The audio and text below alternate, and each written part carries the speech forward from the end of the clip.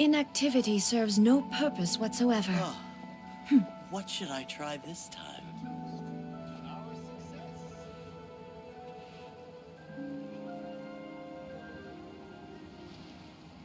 Try your luck betting on Jade?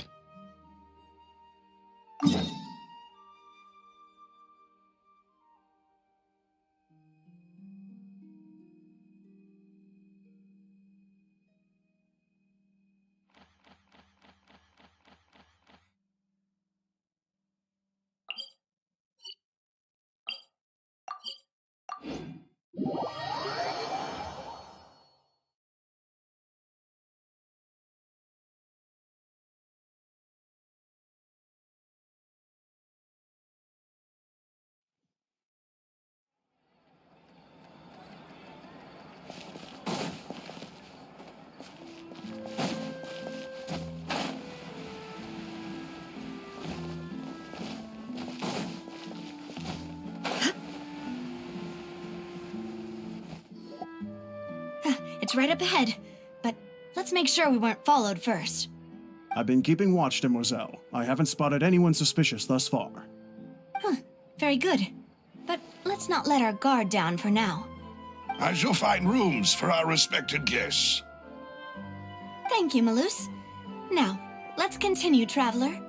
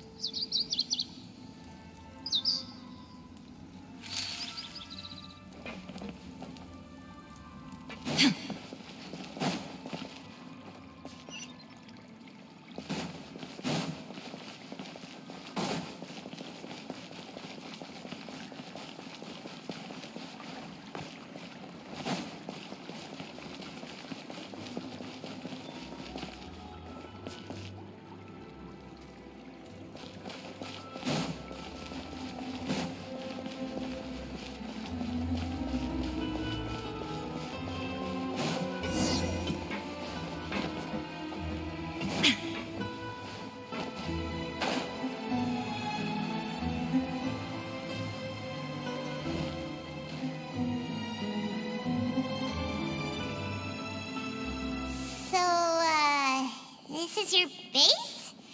It's not quite what Paimon imagined. Your accommodations have been arranged. Under the present circumstances, I can confidently say it's the best we have. Well, our funds have been a little tight lately. After all, we don't allow illegal or unethical profiteering. In fact, our funds often come from citizenry who support us. Seems like it's tough times for everyone. But if you have the support of the people, that does sound like it's worth it. To be honest, our financial situation was a lot better back when my father was in charge a few years ago. I'm afraid I'm not quite his equal. Your father... he was the previous boss of Spina di Rosula, right? How did he... Demoiselle, if you'll allow me to explain. No. I'll explain it myself. I suppose I couldn't run from this topic forever. And as partners, this is something I hope they can understand. My father's name is Callus. Yes, The same one they call Callus the Unfaithful in the streets. 3 years ago, he was accused of murdering his own friend. But he chose a duel to defend his honor instead of standing trial. He died in the duelist's ring. Oh no. But I do not believe my father was a murderer. I'm sure he was set up. At the time, I believed that if he only stood trial and was duly investigated, something amiss would crop up and prove his innocence. But strangely, he not only requested the duel himself, but rumor has it that even after being seriously injured, to the point where he could be deemed as having lost the duel, he refused to surrender, determined to die in the arena. 3 years later, I still don't understand why he did that. How could he protect his honor if he's dead? If anything, he gave up his chance to defend himself. The closest piece of info I have is that my father had been investigating the serial disappearances case at the time of his death. Ah, so that's why you're so determined to get to the bottom of that case. That's right. I've also tried to investigate the murder my father was implicated in, but I haven't found a single new clue in my countless reviews of the investigation records. However, I believe that if the murder case is related to those behind the disappearances, they must know something. I must know what really happened. Was my father coerced? Framed? Even if he really did kill his friend, I must get to the truth. If only he'd been more open with me when he was still alive.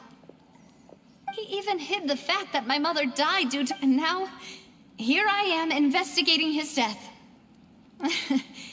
You really are a handful, aren't you, Papa?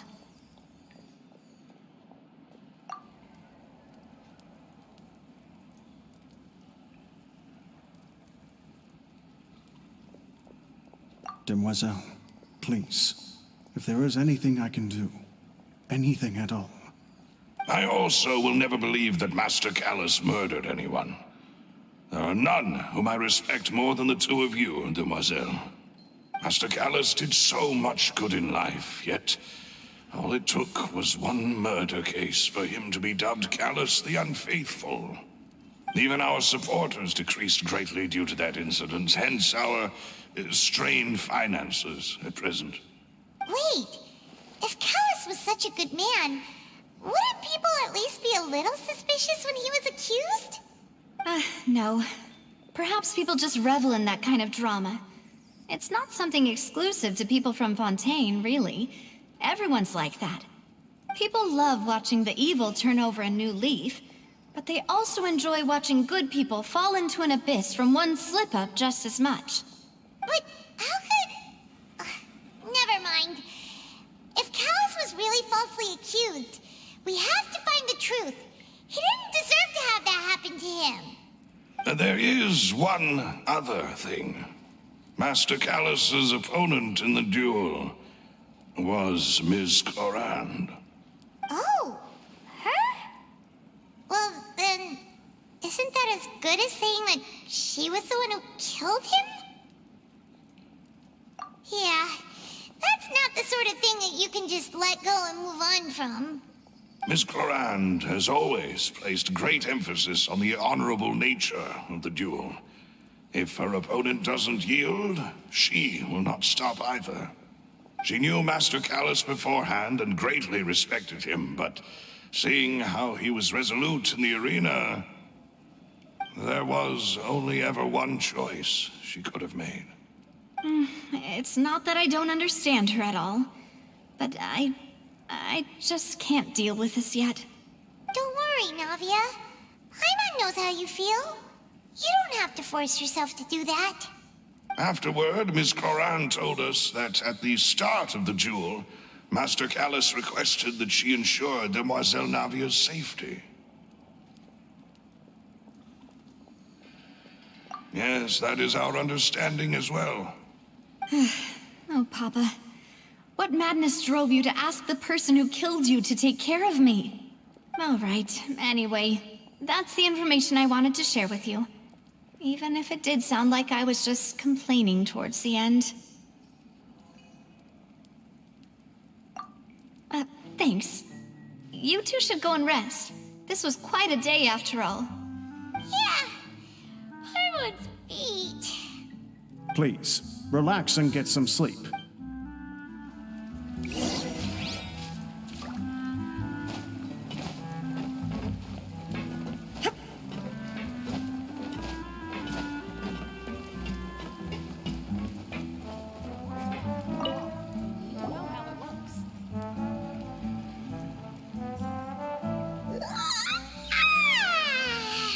Paimon slept so well. This place feels almost too safe. Huh? Navia? Where did the other two go? I sent them back to Poisson. It's Spina de Rosula's place of origin, and where we have our headquarters. There's not much for them to do here at the moment. Paimon gets the feeling that you're just trying to get them off your back. But never mind that. When did you get back? Were you waiting here the whole time? No, I just returned after going out for a while. I did some investigating yesterday regarding the name Vache. Wait, so you didn't sleep at all? How could I after having such critical new evidence appear? Guess Paimon wasn't speaking for everyone just now, huh? Unfortunately, this name seems to have been wiped from existence. It doesn't seem to have a match anywhere. I suspect that those behind this have already taken steps to hinder an investigation from this angle. But that does prove that this Vache person is a key witness in the incident. Does that mean we're too late, though? No. There is one ray of hope. One place in Fontaine that they would find almost impossible to threaten, no matter how much they wanted to. And that is the archives kept by Chief Justice Neuvillette. A place where detailed files on all the cases in recent years are kept. If the Oceanette you met is one of the young women who went missing recently, we should be able to find some related information there. So Neuvillette maintains an archive of case files? Whew. Guess that's the hard-working Chief Justice for you. In that case, let's go talk to him, shall we? Aren't you coming along, Navia? Did you get tired? No, it's nothing. Let's go see the Honorable Chief Justice.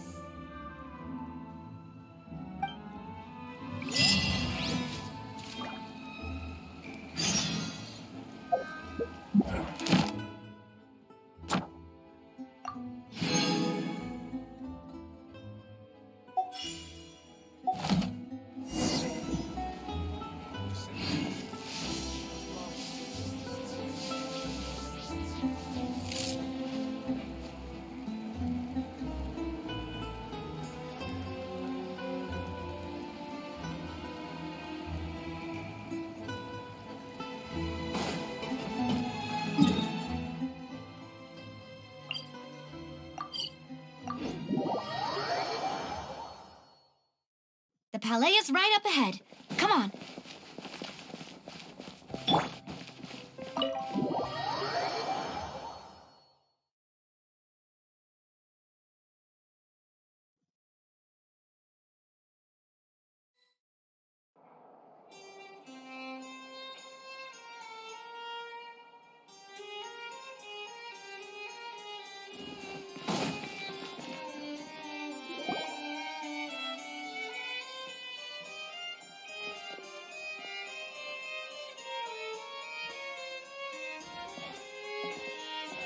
Halt! Please state your business here. The Chief Justice is presently occupied with official matters. This place does look pretty heavily guarded. Guess that proves that Neuvillette's files are really secure. Hey, don't you recognize us? Huh? Who are you? Just to be clear, I don't care who you are or who you might be related to. Our rules make no exceptions. See? They've got great discipline, too. Yep. Paimon can tell. If you're here just to crack jokes, I can point you towards the exit. Unlike some, we're busy, so please leave if you don't have a reason to be here. No. What I meant to say is, shouldn't you remember us from a few days ago? We were at the trial of the great magician Linny. Oh, yes, I remember. I read about it in the Steambird. You must be Linny's attorneys. It's all coming back to me now. We're here today to report and archive some information on a follow-up case. Huh, is that even a thing? Of course. Don't worry. We're here on official business. You can trust us. All right then, I'll let you through. The Chief Justice is just inside. Thanks so much.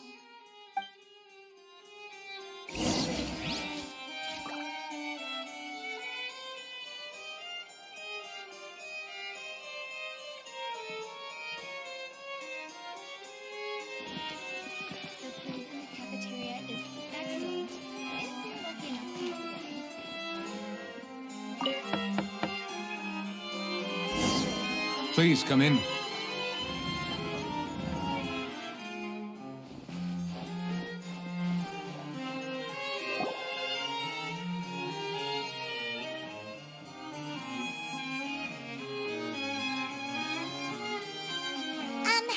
Sorry to barge in, Monsieur Nervalet.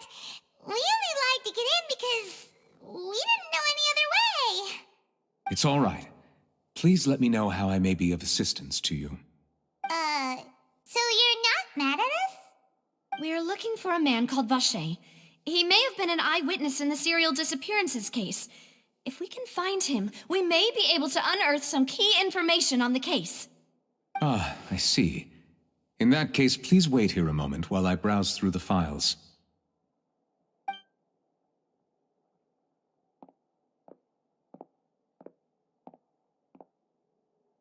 Who knew that Nervalet would be so easy to talk to?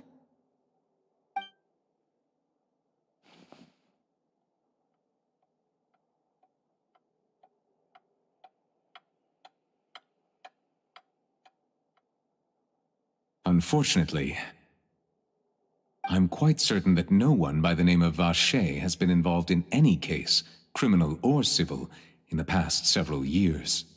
There are no records of him either in the files or in my memory.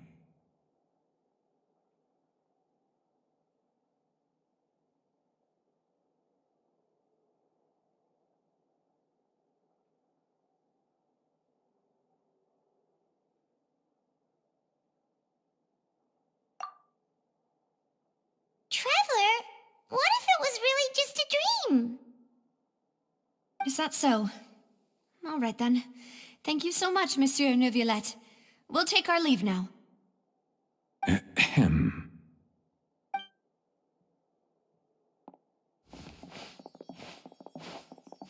Miss Navia, I can understand how you feel. Your father, Callus, was a truly exceptional man. We deeply regret his passing.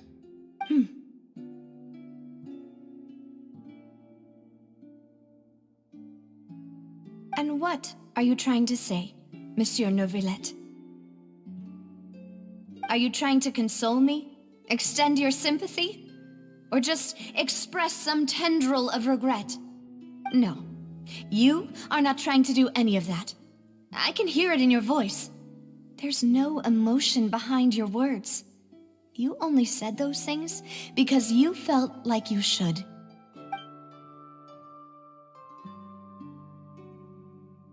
It's just like last time. After my father took his place in the duelist ring, I pushed through the guards to talk to you as a last resort. You even told me then that you thought there was something fishy with the case, yet you still allowed the duel to go ahead. In your eyes, the value of a human life is nothing compared to those cold laws you hold so dear. If you truly regret my father's death, then why didn't you call a stop to the duel? Why didn't you give me the power to stop him from throwing his life away? Why did you just let him die, despised and hated by all? Everything was hanging on a thread at that moment. Just the tiniest effort could have changed everything. There are still so many things I never got to tell him. So many questions he still owes me answers to. If you really have no heart, then just look me in the eyes. I, Navia, will show you the true meaning of regret. I'm sorry, Miss Navia. You and my father are truly alike. You keep all kinds of things in your heart and never say a word to anyone. It's not so much that you can't feel, but that you would never express anything. Oh well. In any case, everyone already knows full well the apathy of the Chief Justice. My apologies for taking my emotions out on you, Monsieur Chief Justice. Let's go, Traveler and Paimon.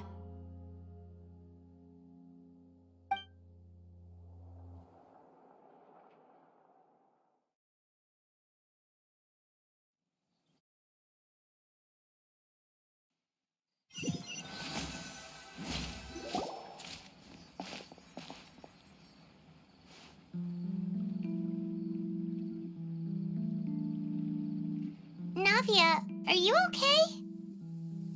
I'm fine. Rain. It's raining. You're right. Wasn't it still sunny when we went into the building? And there shouldn't be any active trials today. How strange. Now that I think of it, on the day my father was convicted of murder, it was also raining. What is it? Did you think of something? Yeah, he was outside. It was uncovered and the rain could fall there. Why? Do you think the rain could have affected the crime scene? That thought has occurred to us before. We've even expanded the search area to try to account for that, but didn't find anything of value. Oh? Wait. You don't mean... So you're saying that the true murderer could have been turned into water and then got washed away with the rain? Yeah, and if that's what had happened, then no one would have believed your dad, even if he explained what he saw to the authorities. I really think I found a true genius for a partner. You're completely right. How did I not connect the dots earlier? All right, let's go to Poisson.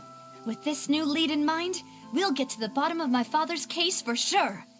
Yeah, we're gonna make progress for sure this time. Do you want to go with me now? Or do you want to head over by yourself later?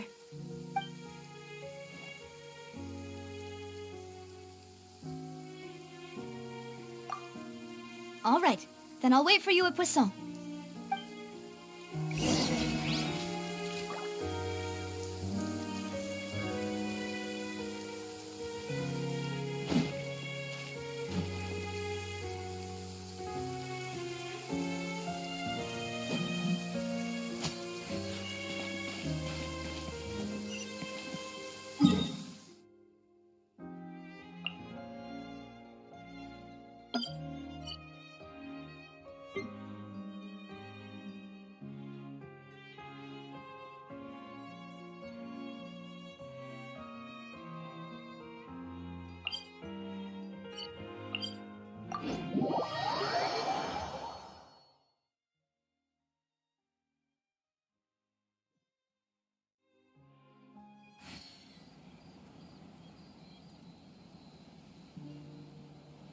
I still have a lot to do at the guild. How about you take a rest while I go back?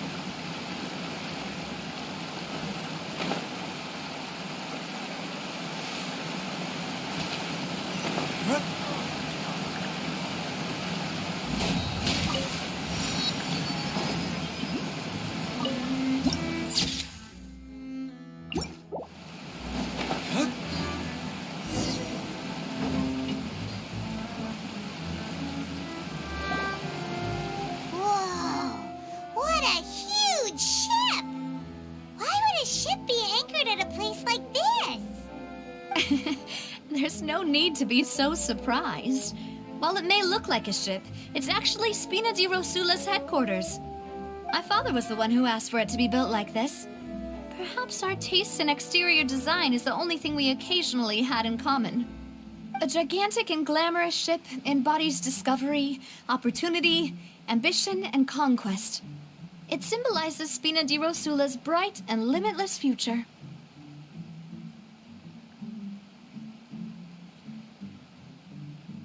And Paimon thought you were bluffing when you said Spina di Rosula had a glorious past. Paimon was confused why a group with such a history would live in the sewers. But now that Paimon has seen this ship for herself, she's been convinced. Well, Poisson is where Spina di Rosula began, after all. It's our main base, our home.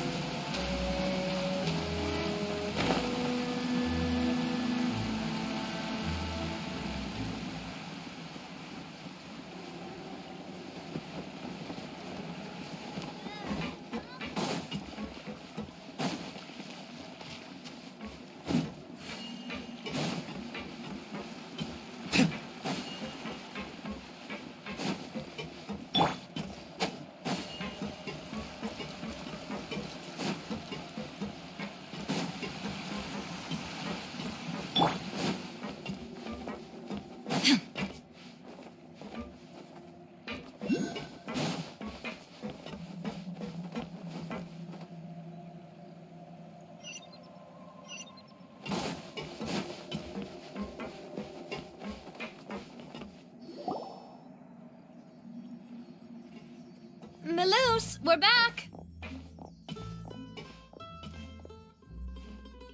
Apologies for the wait, demoiselle, and our most important partners. You said before that you still had some business at the court. What brings you back to Poisson so quickly? About that.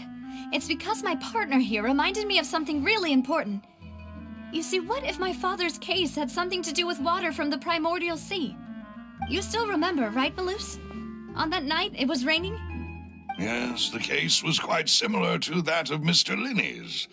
Both were what you'd call impossible murders. Could you tell us a bit more about what happened before? Yeah, of course. Many years ago, something called synth began to gain popularity in Poisson.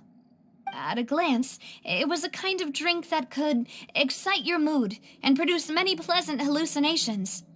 Wait! Didn't that guard guy who turned into water also mention that the primordial water could be used to produce some kind of potion? Yes, he did.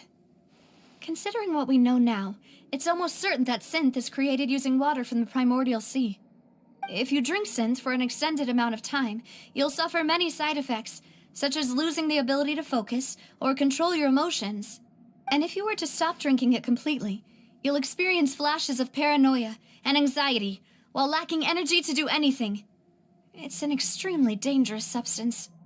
As he oversaw Poisson, my father was compelled to put a stop to synth abuse and called for a complete ban of it. Boss's uncompromising attitude incurred the synth vendor's wrath, but no matter how much they threatened or bribed him, he refused to yield. Not only that, Boss became determined to find the mastermind behind the synth operation and put an end to the problem once and for all. Yes, but the enemy was very cunning. So he could never get anything out of the dealers, all of whom only sold the stuff and weren't privy to the rest of the operation. Recognizing that, my father decided to contact the dealers in secret and cultivate personal relationships with them. Finally, he was able to convince someone to become his informant. The man's name was Jacques. He felt greatly ashamed about his work after seeing many families destroyed by synth abuse. That night, my father hosted a banquet at his countryside estate. He planned to meet up and exchange information with Jacques over some food. But then, we heard 2 gunshots from the courtyard. We raced to the scene and found my father, still holding a gun, and Jacques, who was already dead on the ground. Huh? How did that happen? Aren't they on the same side? Sounds just like Lenny's case, doesn't it? In both cases, the culprit seemed obvious, but neither appeared to have any motive at all. Looking back on it, though, I now believe the most important clue was something we all overlooked at the time. There were pieces of clothing left at the scene. Precisely. It's all thanks to you that I made the connection now. Back then, we all just thought they were some costumes that Jacques used to disguise himself at the banquet. But, considering it now, it's almost certain that they belong to a third person at the scene. With one extra person, we'll also need to reconsider why the 2 shots were fired.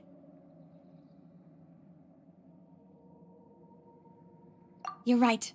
We still don't know what happened. But my intuition tells me that we're on the right track to figuring it all out. I'm finally headed towards the truth. Jacques was an empathetic man who was infinitely remorseful for his past actions. It's unlikely that he turned on Boss with 0 warning. I think this third person is probably the key to the full truth. On that note, however, even though this will not please you, demoiselle, as your and your father's butler, I must still offer a word of warning. Our opponent is insidious and cruel. They are extremely difficult to deal with, and Boss has already lost his life trying to bring them to justice. Even though Spina de Rosula has lost most of its former glory, Poisson has welcomed a new time of peace, and we have been allowed to live out our lives. There is no need to follow your father's path. It would be both wise and in line with Boss's wishes to step back and give up on the case. If that's indeed what he wished for, then he should have told me that himself. Was I not the closest person to him?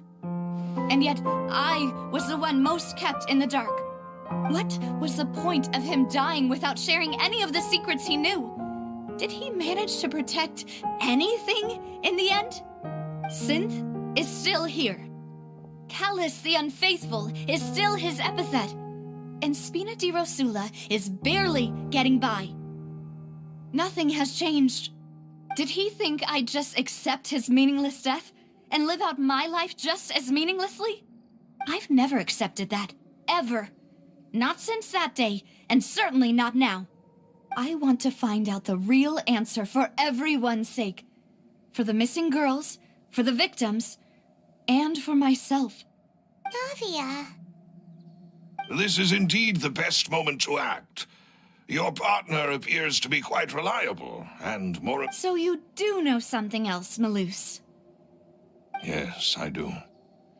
In fact, even before that banquet, Boss already knew of the connection between Synth and the serial disappearances case. But what drove all the tensions to the boiling point was the revelation that you, demoiselle, had been selected as the next target to disappear. What?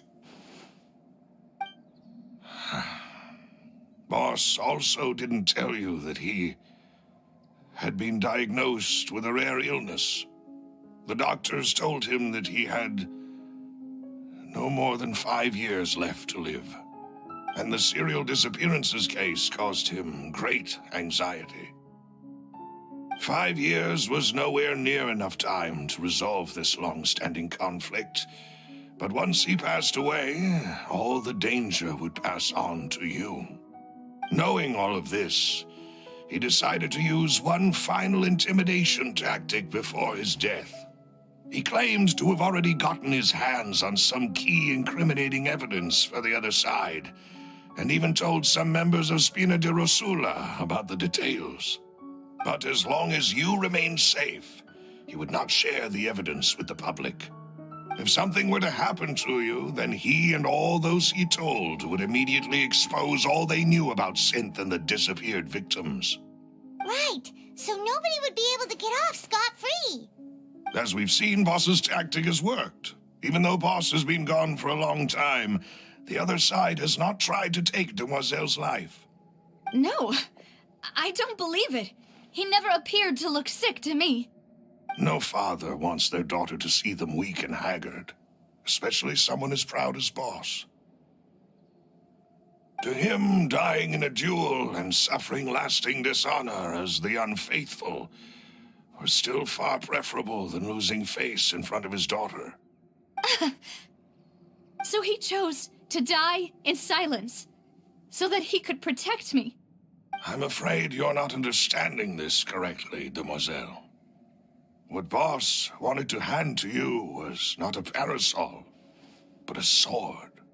If Boss's spirit could hear you telling me that you want to find the answer for the sake of everyone involved, I'm sure he'd be extremely proud. That fool. Couldn't he have just given it to me straight? No. He might have set up everything precisely because he never thought I'd be able to understand him. Is that the amount of confidence he had in me? And what if I was never able to make it to where I am now?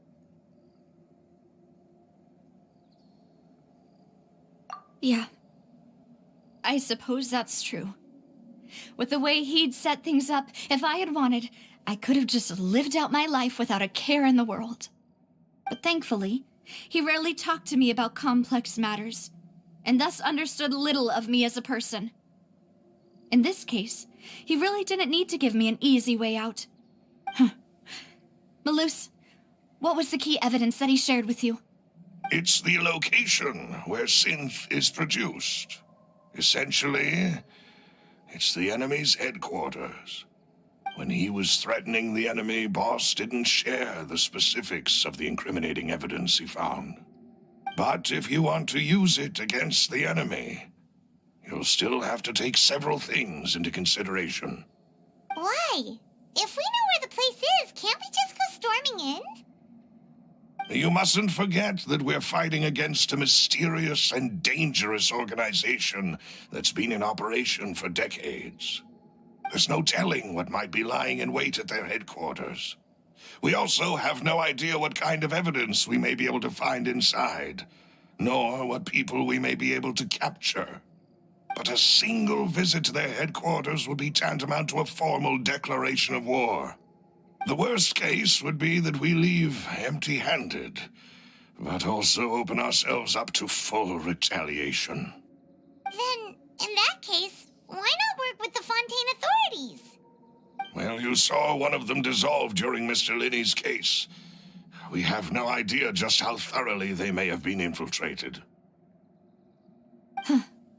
That's true. Seems my father really had no choice. But things are different now.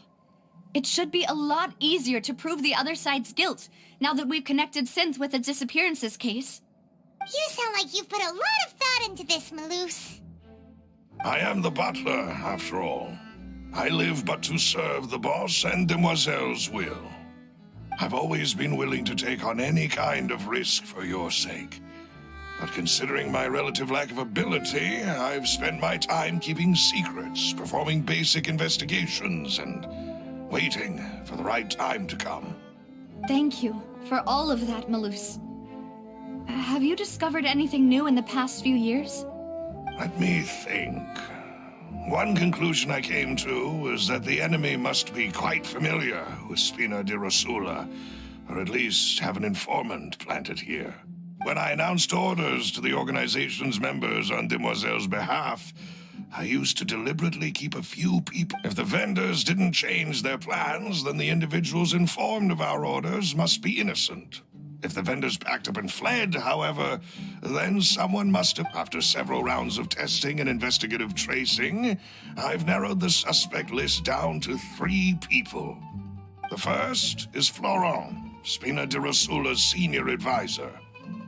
Huh? Florent? Yes, surprising, isn't it? He was one of the people Boss trusted the most, which also means that he was someone who understood Boss really well. Thanks to his position within Boss's innermost circle, he always knew our upcoming plans and could thus avoid capture this whole time. There's someone else like him too.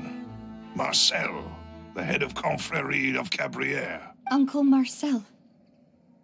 It's a guild in Poisson. Boss helped it to grow to its current size and prominence. In the beginning, they were only reselling some daily goods, but now they're one of the richest guilds around with a lot of business connections in the city. So, they're like a sister organization of Spina di Rosula? Yes, you can say that. When we were fighting against the synth dealers, they provided us with plenty of support. It's a bit difficult to imagine someone using their own money to hunt down themselves. The final suspect is Thierry, the man responsible for coordinating information between Spina di Rosula and the guards. Although the guards mostly leave us to our own devices, there are still many activities we have to report to the local authorities. Since Thierry is always in the know about our current activities, he could theoretically always plan one step ahead. I see. These are to think that the enemy we've been fighting against has been right next to me all along, among those I trust the most. It's almost too hard to believe. If you want to investigate them, please take every precaution to not alert the quarry. Judging from our experience, the enemy is extremely cautious. Of course. And thank you, Malus. You've provided us with a lot of great information. You're too kind, my lady. I'm just doing my duty. And before I forget, proving Boss's innocence would also mean clearing him of blame in Jacques' death. After that incident, Jacques' wife and daughter were taken into the Spina's care. They still live in Poisson today. If it might help, you could also pay them a visit. I can make the necessary arrangements. Aw, thank you so much, Malus. You really are the best. A new case awaits, my dear partner.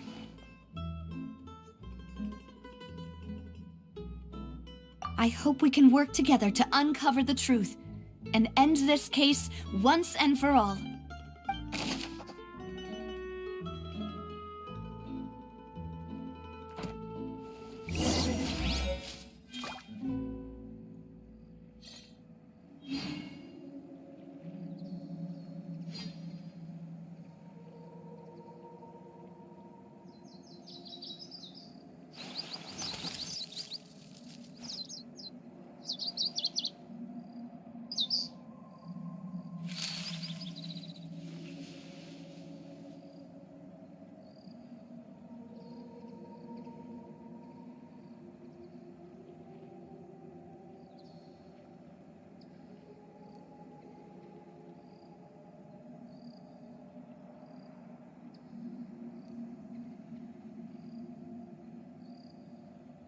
The world remains constant over the centuries, but human life is like the dew at dawn, or a bubble rising through water.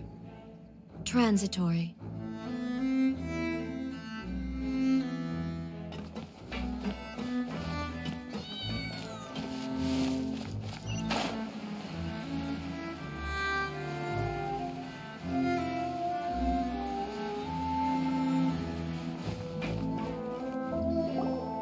It is settled, then. Please excuse me, and enjoy your conversation at your leisure. Thank you for arranging everything for us, Malus. Excuse me, miss. Do you need anything from us? Hey, Navia's all quiet. This isn't like her at all. I'm sorry that I only came to visit after all this time. After what happened, I didn't know how I was supposed to face the two of you. Ah, if it's about that, there's no need to apologize. After my husband died, Spina di Rosula sent us a lot of mora and support. I understood your guilt and apology to be genuine. But aren't all of those things nothing compared to the loss of Jacques? I can understand the kind of pain that comes with losing a father so needlessly. You don't understand at all. I didn't know how to face you, because I didn't know what I could possibly bring as a consolation gift. I know only the full truth could bring closure to you, and to all of us. I'm sorry. I appreciate the sentiment, but you don't have to carry all that guilt. On the matter regarding my husband, my daughter and I have more or less found our answer already. Would you mind sharing it with me? I really can't believe that my father could ever bring himself to shoot Jacques. I always knew that my husband's money was earned through others' suffering. He told me countless times that if he could turn back the clock, he would never go into the synth business again. He had many regrets, and felt that he took the idea of providing for his family too literally. For the longest time, he thought Mora was everything. So when Mr. Callis came to him with a proposal, he accepted it almost immediately. He tried to be as careful as he could, but even so, he was still found out by the higher-ups. They found out about his betrayal? Papa didn't say that exactly, but Papa did tell me that I should never be ungrateful. Before he left that day, he told me that he had no choice. It was only later that I realized it was his final farewell to the two of us. I don't know that for sure, but you could say that's the conclusion I eventually came to. Which is why I'm the one who should feel guilty. Callis had always taken great care of us, both when he was still alive and after he passed away. Even if he fired the shot that killed my husband, it was likely in self-defense. It is impossible for me to hate him for what he had done. But Mama, why is Papa still the bad guy if he did the right thing? Papa always wanted to be a good man, so why did he have to do a bad thing in the end? Well, things aren't always as they seem. You still feel like your papa was a good man, right? Yeah, Papa was a really good man. The best in the whole world. Then you should hold on to that. If a good man had to do a bad thing, then he must have had his reasons. Regardless of whether he left you a parasol or a sword. He must have done so to give you a better life. Oh. Thank you for everything you've told me. I will definitely find the truth. The current state of things is not something I'm willing to just sit back and accept. Thank you. I'm very grateful to hear this from you. Even though your personality is quite different from your father's, your determination when you speak is really similar. You really think so? That's the first time anyone said that to me.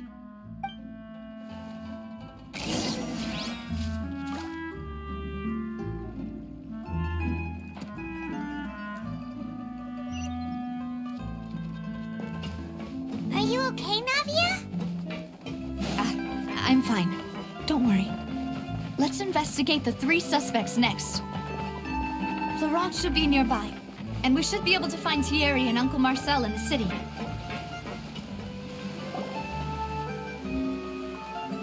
Greetings, boss. How may I be of assistance today? I'm sure you've heard about what happened at the Opera House. Someone got turned into water right in front of us. Yeah, I've heard. With something that dramatic, I'm sure journalists will milk it for all it's worth.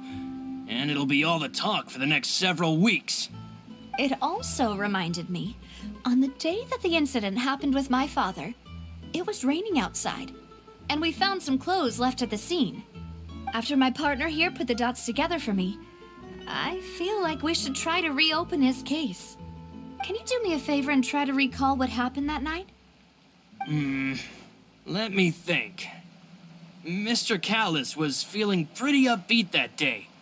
So he was drinking and bantering away with us at the table.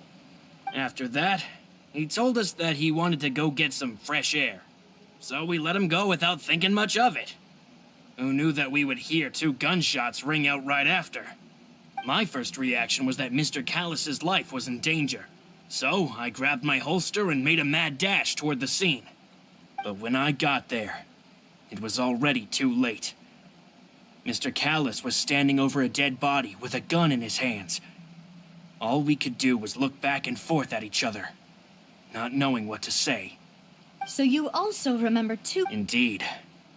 The guards said that the first shot didn't hit anyone, while the second killed Jacques. But I've never really bought that explanation. Reason being, Mr. Callis had left his gun on the table. I even made sure to confirm that before running to the scene. But according to the guards, that doesn't mean he couldn't have had other guns on his person. About the clothes left at the scene that you mentioned, do you think there was a third person there who was turned into water? At least from our perspective, my father had no reason to kill. So he would also have no reason to bring an extra gun with him. The gun he was holding probably belonged to Jacques, or a third person on the scene. Yeah, that makes a lot of sense. So you're saying Mr. Callis ended up with the gun because he seized it from one of the other guys? But hold on. If that's what had happened, then why didn't he share the truth with any of us? He didn't even want to face the Oratrice machine, and chose instead to prove his honor in a duel. Did he lose all faith in the courts after seeing someone dissolve right in front of his eyes? About that, Malus told me a thing or two. So, I think I can understand why he committed to the duel. I'll tell you everything once the whole truth has been revealed. I understand. Then, I'll leave Mr. Callis's honor in your hands, boss. And if I may just say one more thing. The whole Callis the Unfaithful epithet has been a thorn in my side since the day it was invented. Many people have laughed at me for still calling him Mr. Callis, even after so many years have passed. But it was Mr. Callis's trust that allowed me to rise through the ranks of Spina di Rosula and live the life I lead today, no matter what others might say. He'll always be the man I respect the most. And he'll always be my boss. Don't worry. I will definitely... You and all our other comrades at the Spina deserve to know the truth as well.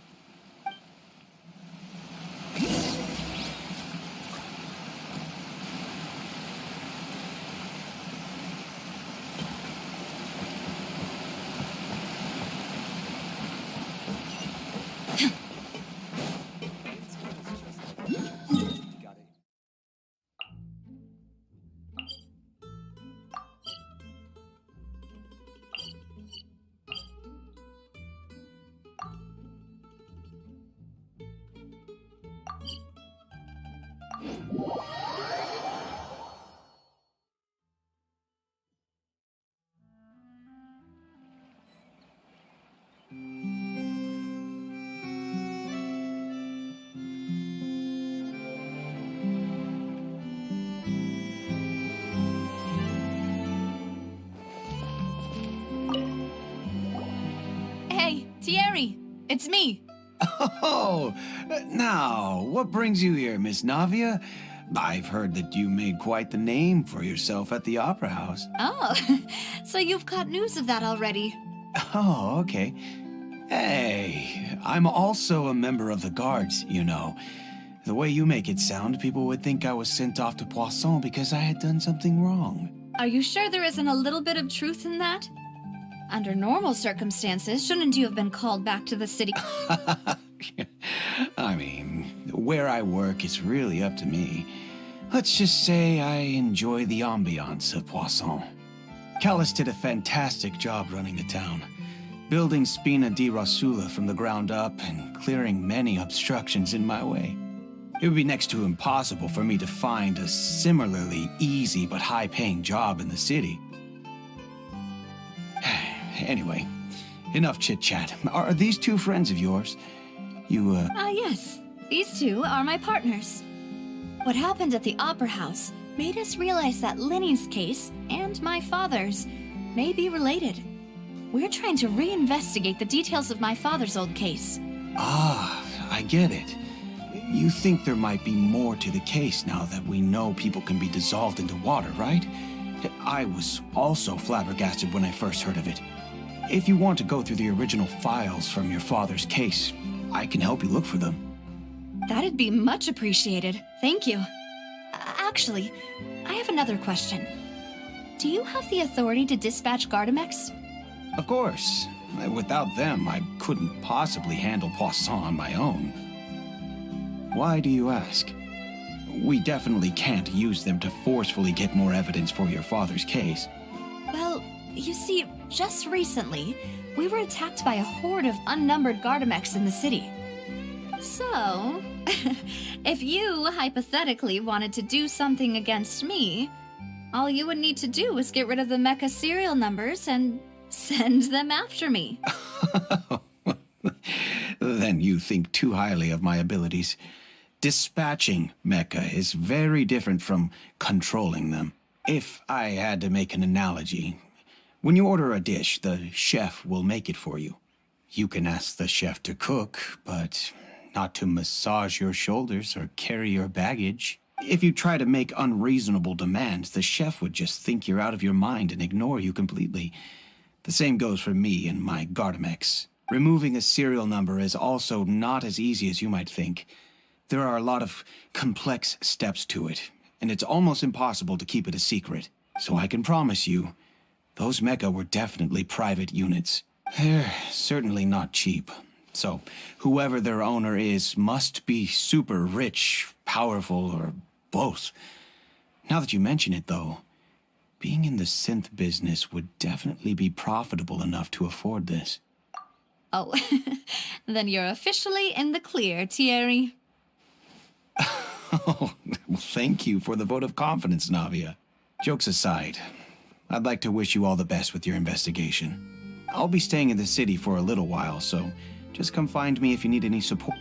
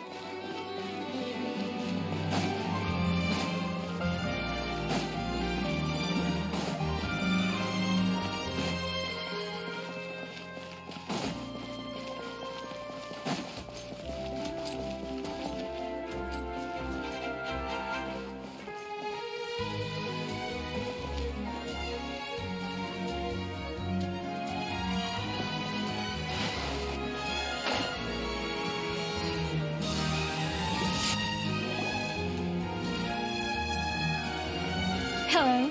How may I help you? I'm here to see Marcel. Could you please let him know? You can just say Navia's looking for him. Sure. I will let him know right away.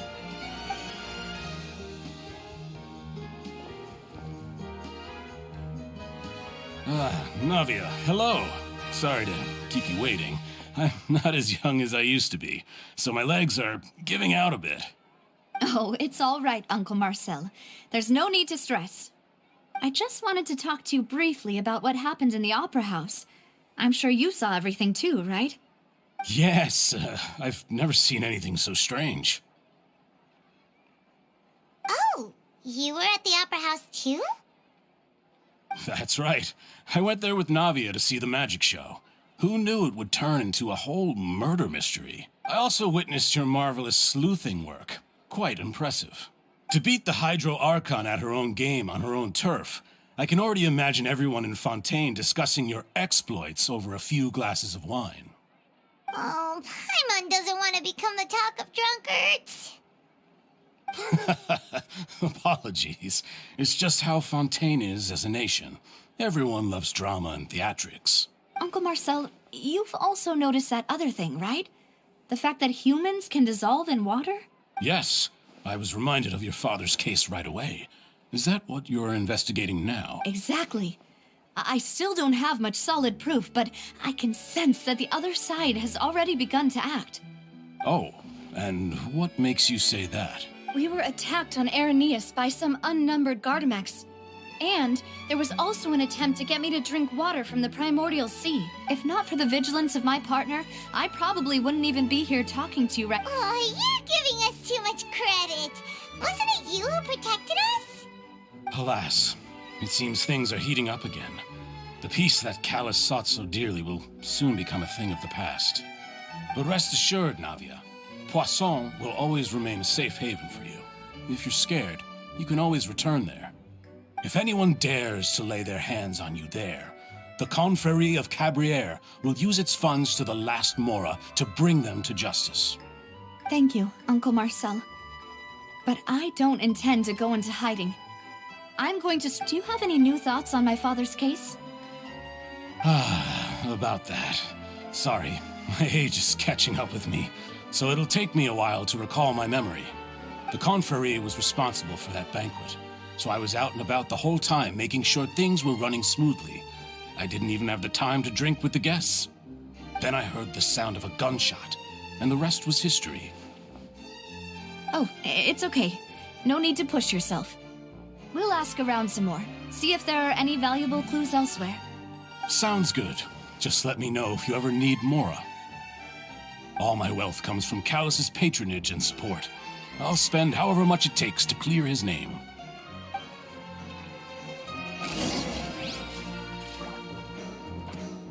This can work. I'll just treat them as new samples.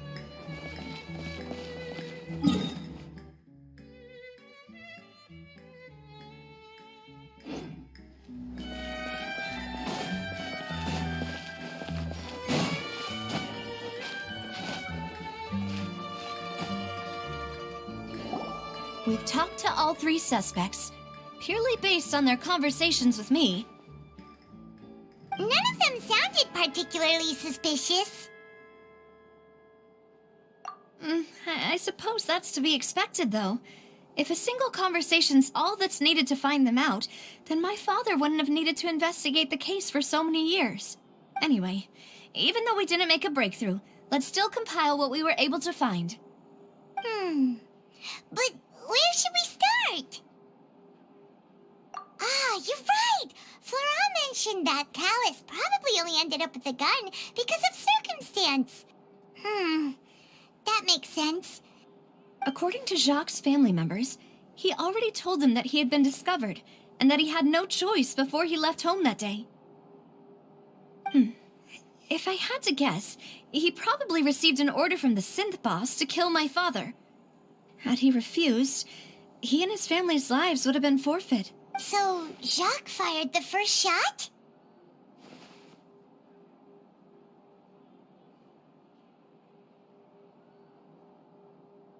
Oh? And why is that?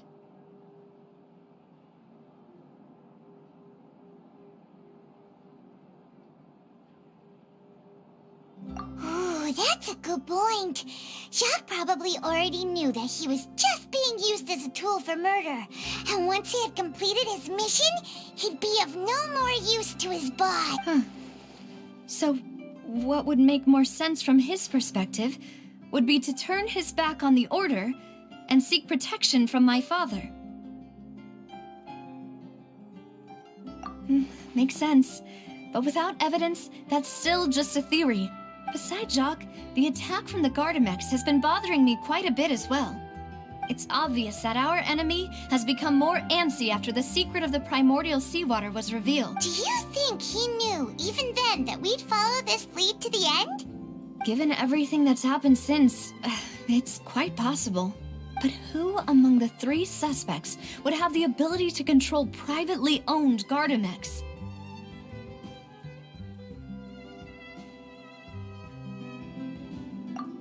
Florent?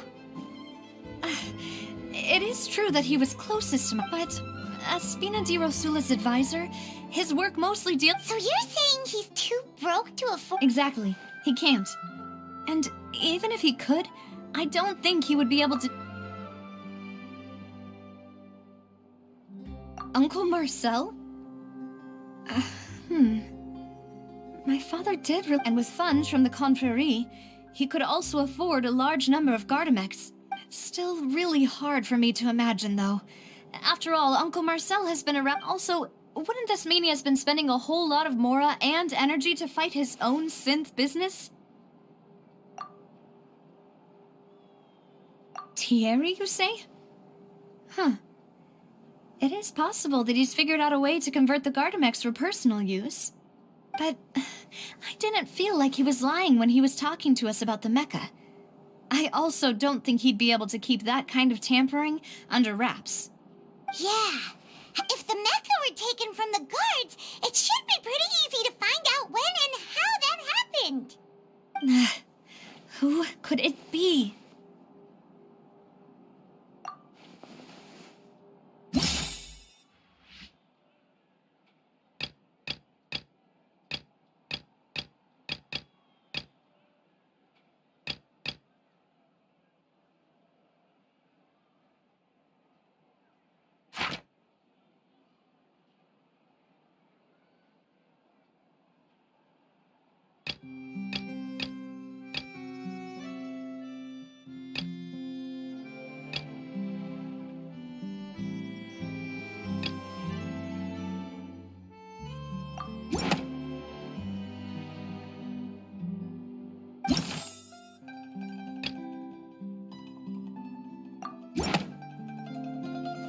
You know, if you think everything through, Uncle Marcel is indeed the most suspicious of them all.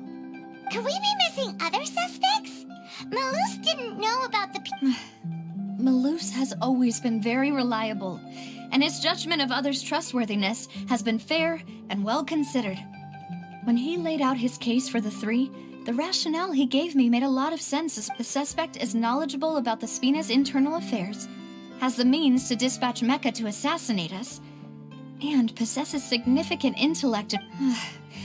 Even if I don't want to believe it, I'm starting to see how things could all tie back to Uncle Marcel. Well, we still have another trump card on top of all the theorizing and speculating. Yes, Malus did say that charging straight in there would be extremely risky, but we don't have any other options right now. We need far more solid proof before we can hope to go charging in on our enemy. Navia, here you are.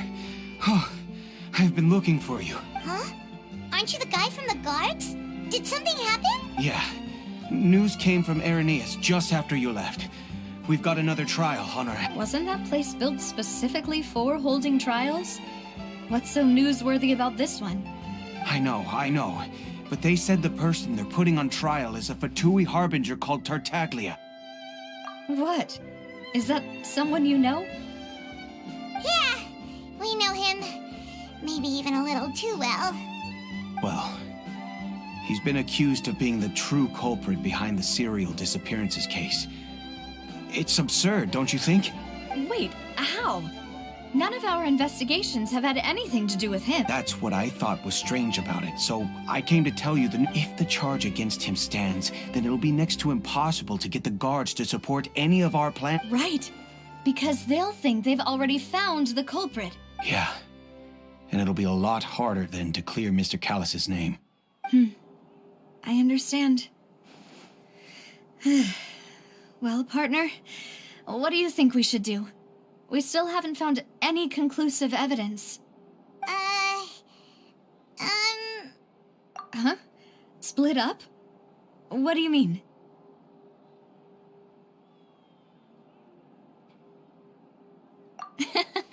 Just since this is a trial about the serial disappearances case, you're right. This is our best opportunity. All right then, let's do this. I'll stall them at the Opera House and charge Marcel as the true culprit. I won't have any chance of making that charge stick, though, unless we find more evidence. It'll be up to you to make it back in time and hand the decisive evidence to me. We'll help you, just like you helped us in Linny's trial. Demoiselle, please allow us to accompany you. I'm ready. Malus, Silver, when did you two get here? We heard that you'll be leaving Poisson and figured that you might require our assistance. It's our hope that your confidence will be bolstered with the two of us by your side. Thank you so much. Then, let's make haste for Irenaeus. Paimon, Traveler, I'll see you at the Opera House. See you then!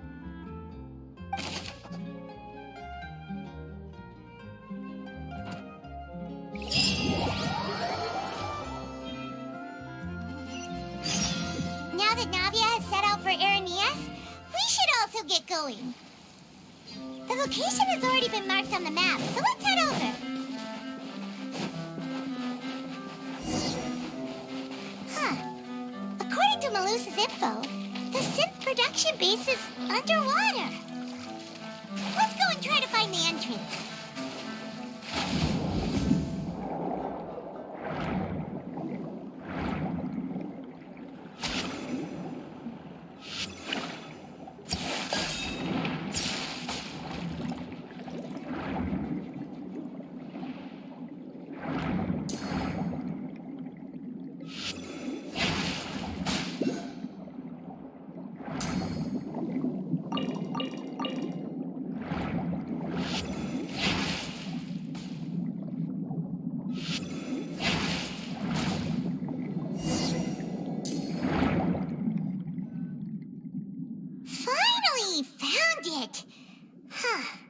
So this is the entrance that leads to the synth production base. It sure doesn't seem out of the ordinary at all. Ah, you're right. An important place like this is bound to have a ton of protective measures, and Navia's probably arguing up a storm right now to...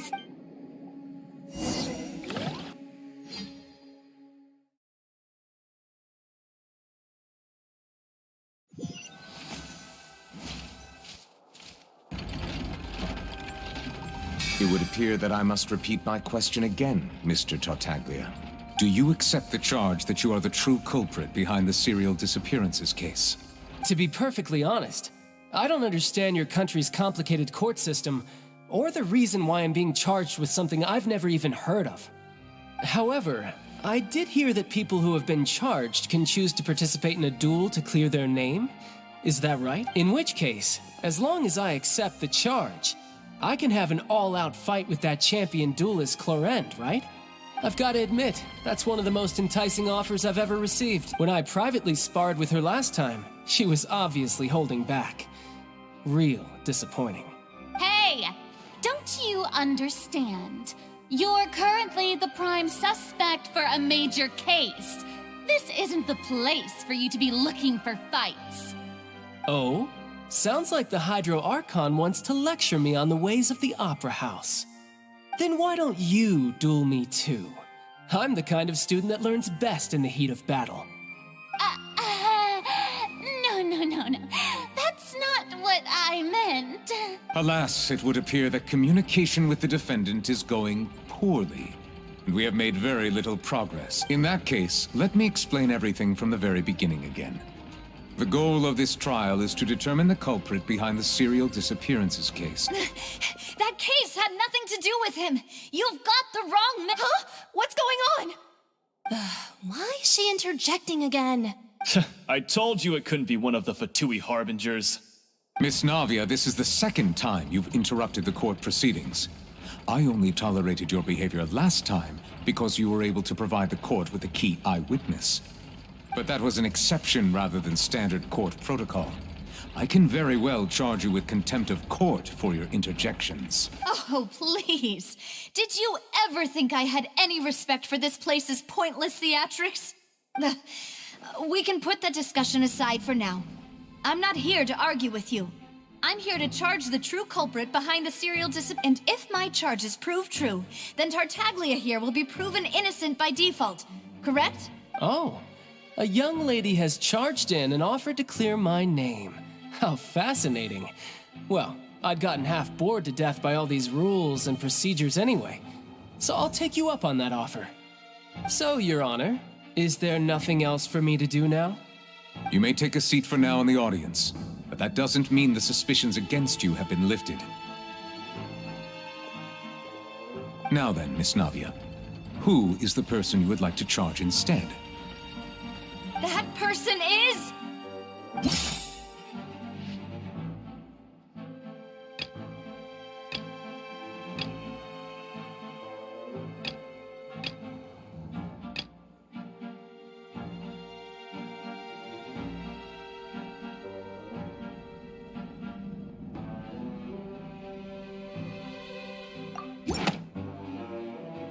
Marcel, the head of Confrérie of Cabrières. Huh? What confrery? Never heard of them in my life. I've heard of them, but weren't they Spina di Rosula's sister organization?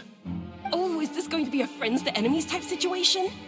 Please let me remind you, Miss Navia, that charging someone is an incredibly serious matter. Committing to the charge also means taking on the legal responsibilities associated with it. And if the charge fails, depending on the circumstances, you may also be charged with the crime of making a false accusation. Knowing this, do you... Yes, I do. In that case, I declare the charge to be valid. Miss Navia and attorneys, please take your places on the court. Members of the guards, please contact Mr. Marcel right away so that he may stand trial.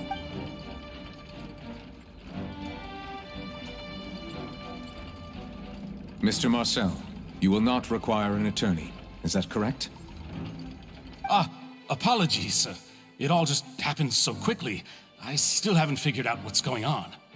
I think an attorney won't be necessary. This is probably just a misunderstanding between me and Navia. Very well. In that case, since both sides have now arrived, Miss Navia, please present your charges. I would like to take everyone back to 3 years ago, to the case of Callus the Unfaithful. Only through elucidating what really happened in that case can we connect all the dots for the serial disappearances case. Navia, do you really think that I was the one who killed your father? Come on, why would I do that? Callus was my benefactor, and remember, both you and I only ran to the scene when we heard the sound of a gun. If that's enough to make me a suspect, wouldn't that make everyone at that banquet a suspect as well? I think there's no point in getting into the specifics right now. The audience doesn't even have the big picture yet. Even I'm struggling to remember some details of that case. Exactly correct, Your Honor. I must refresh everyone's memory about that case before I can explain my charge and reasoning. I see. In which case, I will recount the findings about that case as originally recorded by Maison Gardiennage. On the day of the murder, Spina di Rosula hosted a large banquet in a countryside estate owned by the Confrérie of Cabrières. During the banquet, all attending guests heard 2 gunshots from the courtyard. When the guests arrived at the scene, they found the primary suspect, Callus, holding a gun, while his acquaintance, Jacques. The guards' investigation did not recover any other firearms from the scene.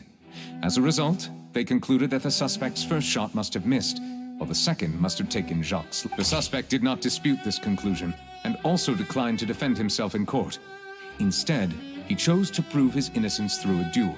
Callus was defeated by champion duelist Clarande in the ensuing duel, and soon succumbed to the injury. These are the known facts about the case.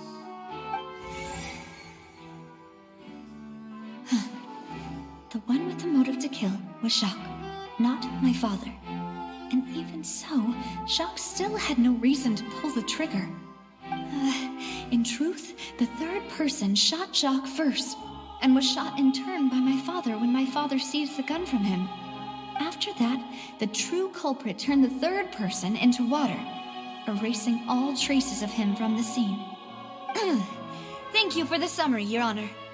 Of course, the guard's conclusion appeared quite sensible to us at the time. However, we should revisit the case now that we've gained new information about the abilities of water from the primordial...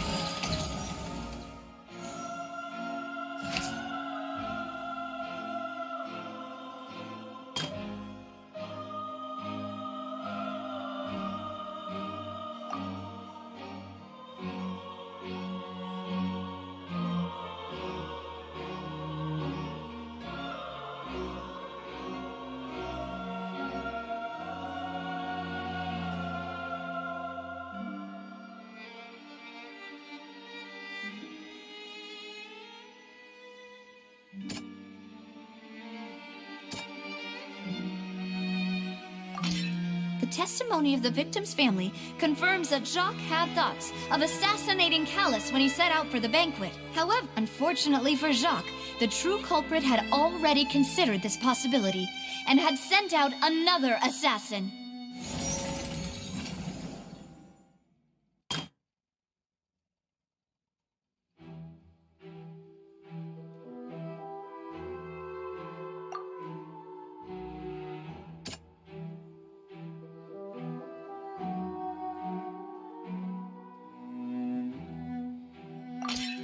This assassin first shot Jacques, then turned to shoot Callus, only for Callus to wrestle the gun from him and kill him instead.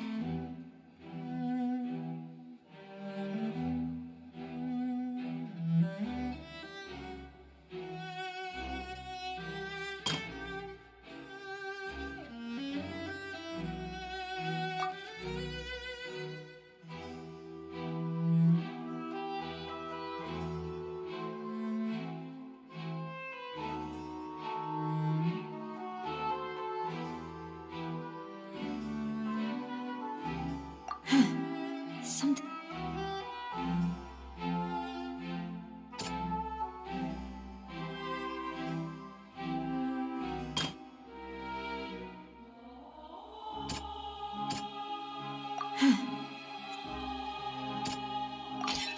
A pile of clothing was found at the scene. The guards once believed they were used by Jacques as a costume to disguise himself. But now, it is clear that the clothes were proof that there was a third person at the scene, and that they were turned into water after committing the murder. Since it was raining that day, the culprit was confident that they could use the rain to wash away all traces of their dissolved accomplice. Realizing this, the true culprit caused the hired assassin to dissolve into water, leading everyone to believe Callus was responsible for Jacques' murder. This is the true version of events.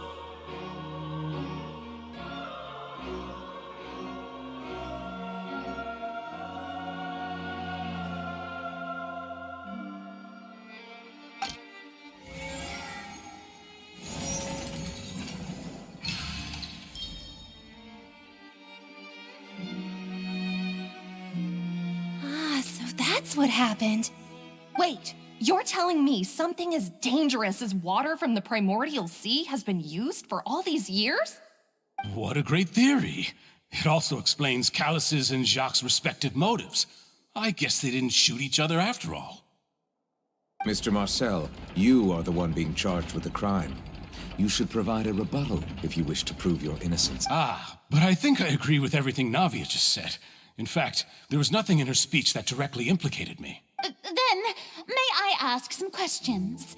In my opinion, we primarily need to determine two. One, do you have the evidence to back up your claims? I'm afraid not. At least not at this very moment. Boo! If you don't have any evidence, you should just go home! I may not have the evidence with me, but I know where I could go to collect it. If we look up the deserted clothes against a record of people who went missing around the same time, we should be able to find a match. Considering the serial disappearances case, the guards probably kept careful records of all missing persons from around that time, regardless of age or gender. That makes sense to me. Monsieur Neuvillette, I would consider this to be a reasonable investigative direction. Why do I feel like Farina's acting a little differently today? Maybe she's scared of embarrassing herself again? Alternatively, she's become more diligent after charging an innocent citizen in the last trial. My second question has to do with the ensuing duel. If the truth is indeed as you described, then why didn't Mr. Callus explain himself in court? If he had testified that a person had been dissolved, he could have at least mounted a defense. I've thought about this too, and the answer is actually pretty simple. He felt there were things that were more important to him. The dissolving power of water from the primordial sea is an important secret for the true culprit of the serial disappearances case. My father could have exposed it for all to see, but he chose to take it to the grave. At that time, Spina di Rosula was in dire straits, and his reputation had already been shattered. He had no guarantee that going forward with the truth would allow the culprit to be brought to justice. What was certain, however, was that it would paint a gigantic target on my back. Boss once told me that Demoiselle had already been selected as the next target of the serial disappearances case. What? If the secret had gotten out, the culprit would have fought an all-out war with Espina right there and then. I wouldn't have been the only one in danger. All of us would have stood to lose our lives. Of course, the guards might eventually figure out the truth of the matter and determine that we were in the right. But what good would that do? How can a hollow verdict protect anyone? Had this opera house ever given my father any kind of confidence in its brand of justice, Spina di Rosula would have had no reason to exist. But by staying silent, we retain the ability to deter our opponents and continue the stalemate. I was able to become Spina di Rosula's president, which made me harder to target, as well as giving me more time to grow and learn. And once I have figured out the truth and stepped up to the challenge, I will do what this opera house cannot, and restore my father's truth and honor back to him. So, you mean to say, your father intended to die in the duelist's ring? That's right. Do you have any proof? Of course. All you need is to ask his opponent, Clorand. I don't need your apology, your guilt, or your support from the shadows. You don't have to do anything for my sake. But since he entrusted his will to you, Clorand, you should tell us the truth about his sacrifice. So, during the duel, did you believe that Callus was intending to die? Yes, I did. As a champion duelist, I've fought many battles and taken a countless number of dishonored lives. In my line of work, I've seen all kinds of people give their all for the faintest hope to continue living. Some were determined, others passionate, and some even manic and twisted. Just one look and I can tell if a duelist is hoping to live or if they're looking to die. I hereby swear on my name and honor as a champion duelist that Mr. Callus never intended to leave the ring alive. Since that's your testimony, I have no more questions. It appears there really are good grounds to reopen this case. I concur. However, Miss Navia, you still have not explained the link between your father's case and the serial disappearances case. Right? What she said was fascinating, but kind of beside the point.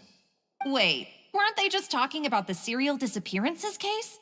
Of course, Your Honor. The two cases are connected via a matter of timing. In my father's case, the culprit intended to kill both Jacques and Callus. As a result, they planned to act after hearing 2 gunshots. And at the end of Linny's trial, the culprit also only dissolved the victim in front of everyone because they realized they were at risk of being identified. The culprit could only time their actions so precisely if they were already at the scene. Coincidentally, Marcel attended both the banquet and the trial. So that's why you suspected me. Even after hearing your reasoning, I still can't help but find it a little preposterous. I'm used to it, though. You've always been an impulsive and sentimental child, Navia. It's one of your most endearing traits. No need to appeal to pathos. I won't try to refute your points one by one, but even if everything you just said was true, can you prove that I was the only person present at both events? On top of that, does a person have to be physically present to control the timing? Can't someone remotely monitor the place? I don't know what you can say to that. I know that even with that, you might still think you can reduce the list of suspects with some further investigations until I'm the only one left on the list. Alas, who won't feel at least a little hurt by an accusation of murder from a girl you see as your own daughter? But if I were to dismiss this completely, you'd also think I'm not being considerate of your feelings. Ah well, let Uncle Marcel teach you another lesson. Do you know what the biggest flaw in your reasoning is? I suppose you're gonna tell me anyways. It's timing again. I'm a businessman by trade. From that standpoint, there's no reason for me to kidnap young women. It's a high-risk action with nothing to gain. In addition, I left my home in Snezhnaya when I was young to come to Poisson and work in some trade. My business only thrived when I received Callus's patronage. But the disappearances began before I ever stepped foot in Fontaine. I do apologize, demoiselle. This was my mistake. No, it's not your fault. I'm sure he had come prepared. Is there anything else you'd like to say? Would you like to check the date of my first business license against the first known case of the serial disappearances? You can also take a look at my border entry records, or ask my friends and family when I left Snezhnaya for the first time. Could those records and testimonies do something to appease the unspeakable anguish in your heart? Seems like she got the wrong guy. At this rate, Navia will be convicted for falsely accusing him.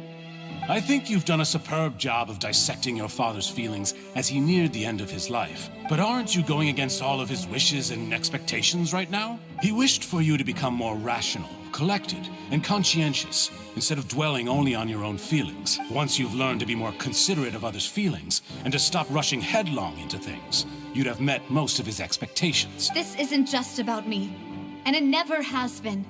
The biggest difference between me and the rest of the victims is that I still have the ability to search for the truth, while that same agency has long been taken from them.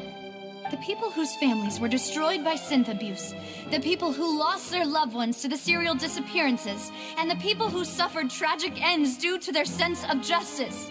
Many people's images are flashing before my eyes. I'm sure some are coming to those of you in the audience as well. And whose image do you see, Marcel? Is it a man named Vacher? Oh, so you do know that name. I'm merely surprised you'd suddenly say the name of someone I've never even heard of. I was waiting for you to say that.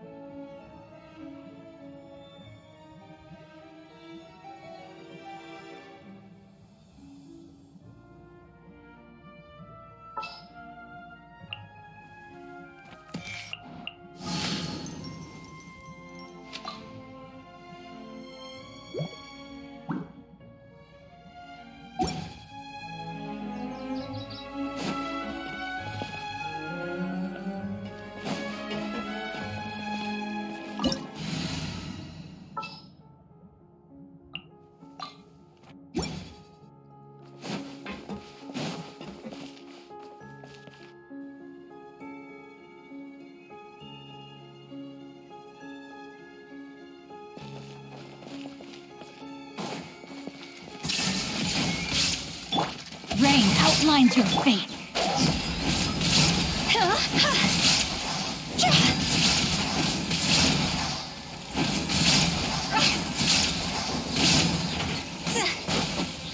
Go! Rain cutter.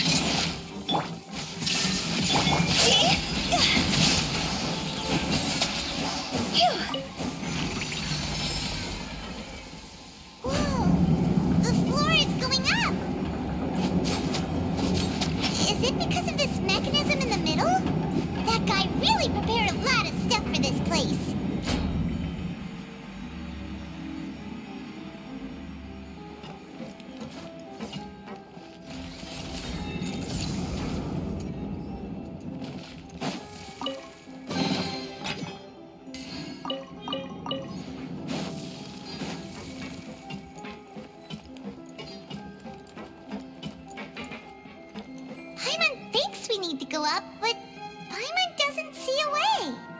Let's take a look around. Maybe we'll find a hidden mechanism that'll show us the way up.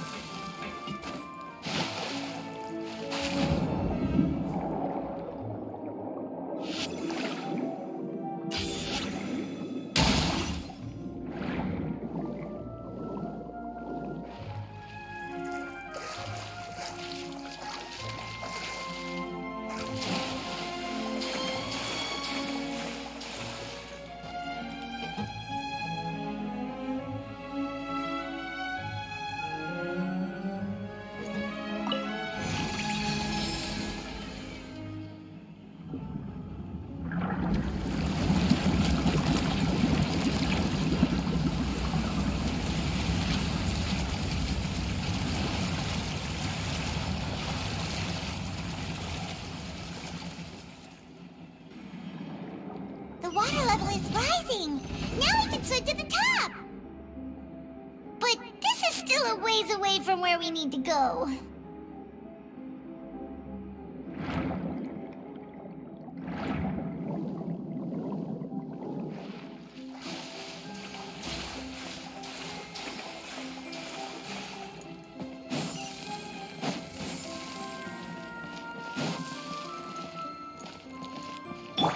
There is no escape! No, my sword!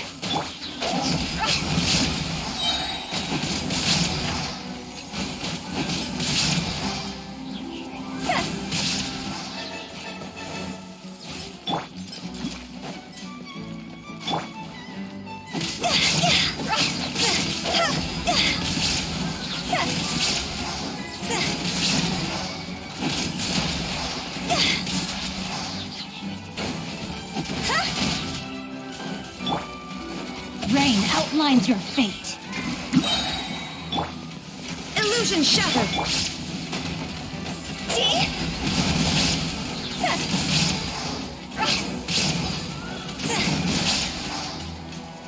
Time to go.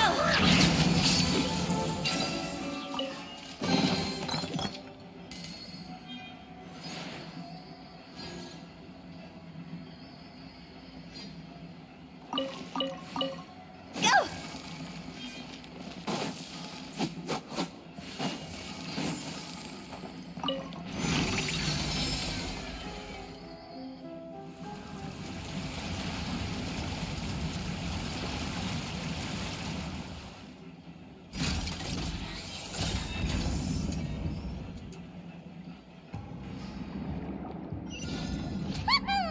Now the path is clear. Let's go!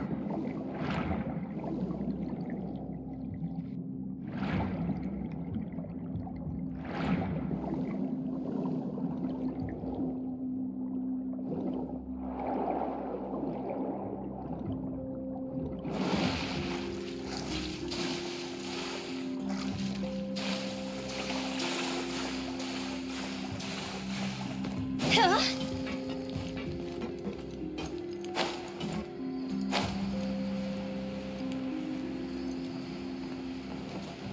Phew.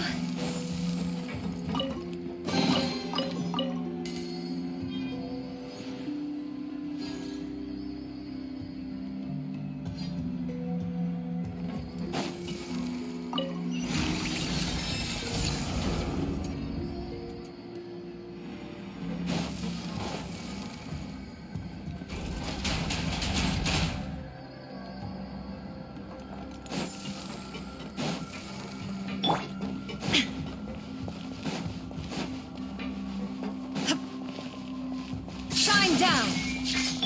No, my sword! Witness the power! Go!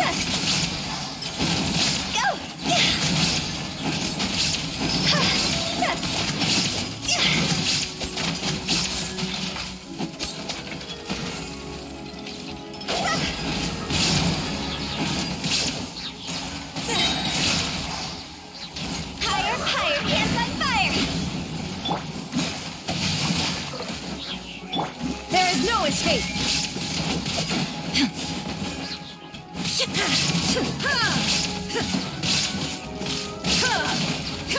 Torn to oblivion!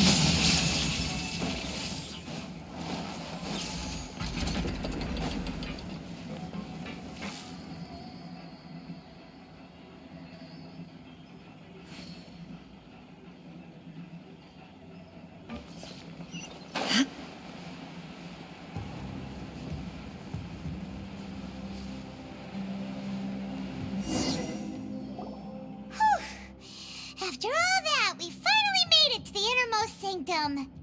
Though, as expected, the mastermind isn't here. That's right. Then let's hurry up and find some evidence so we can get back to the Opera House and help Navia.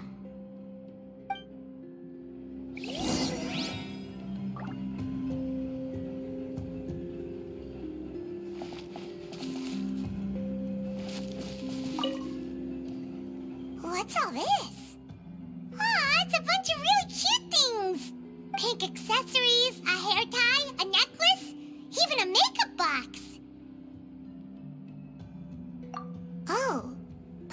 Yes, is it cute? But why are all these cute things labeled with different Huh? You mean the girls from the cereal and then and all the boxes of things. These names. That means... Oh, this is terrible.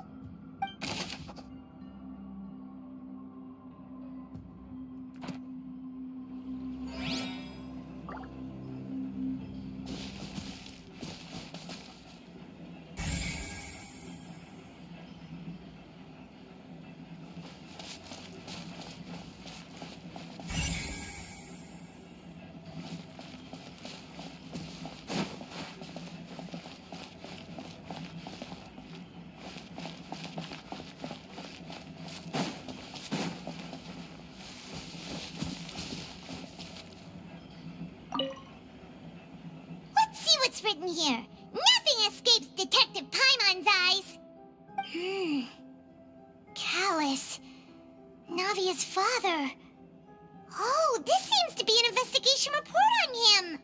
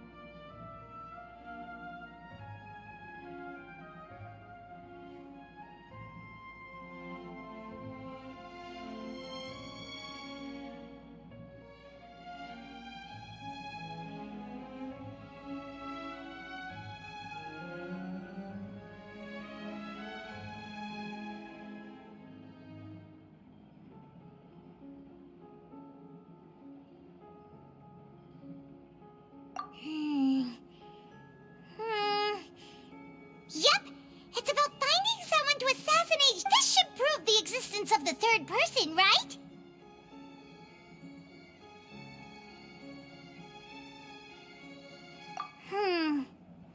We still have not determined the exact content of the key information Callus has passed on to certain members of his organization. The old dog's a real menace to deal with. Even if he abides by the promise he's made to us, he will still have the upper hand. He can act whenever he wants to make our lives miserable. The only option left is to remove him from the picture entirely. I concur. Let's send someone to kill him. He won't declare war as long as we don't touch Navia. Oh, seems like we've got a bunch of correspondence between the higher-ups. They're all...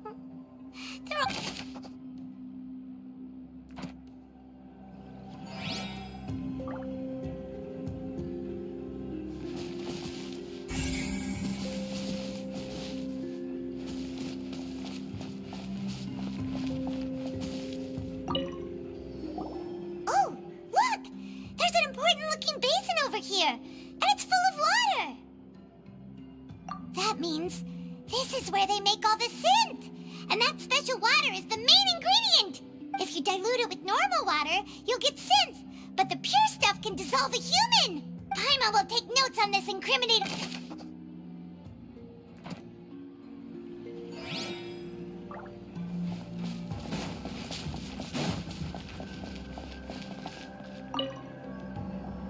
Whoa! There's so much synth here! And so many bottles of ingredients that probably just contain the waters of the primordial sea.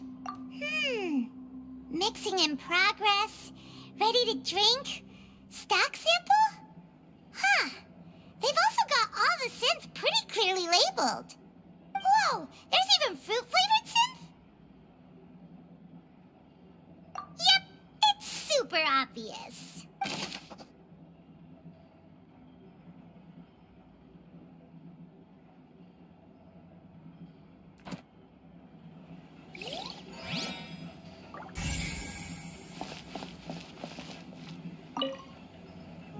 What's this over here? Looks like some kind of... Experiment number 16 aims to verify Jacob Ingold's research conclusions on the primordial sea. The experiment was a failure. No individual managed to resurface from the water from the primordial sea. Female specimens 22, 23, and 24 were dissolved. Sorry, Traveler. Paimon will try her best. It's just that Paimon's never read something so scary before. How can someone write something that terrible in such a matter-of-fact tone? You read the rest. Paimon's too scared to keep going.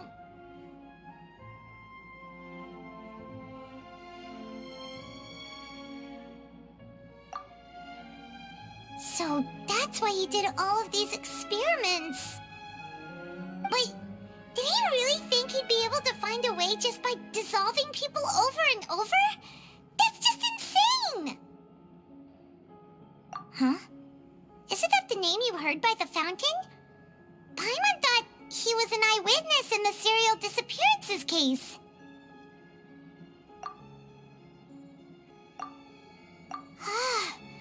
You mean Vache is the one who did all of these...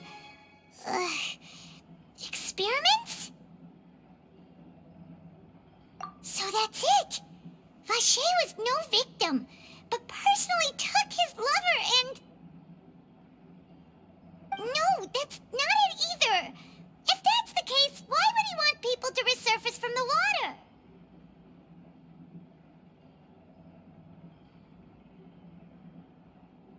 In any case, Paimon will write it all down.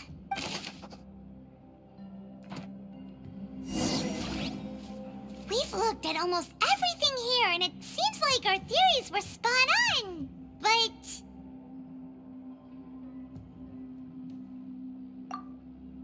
Yeah, we haven't found anything that reveals his true identity. No wonder even Neuvillette wasn't able to find anything. Whoever it is probably destroyed everything to do with it that way. Even if we bring all this back to the opera, we won't be able to identify the true culprit. Sure thing. Paimon won't admit defeat to this guy either.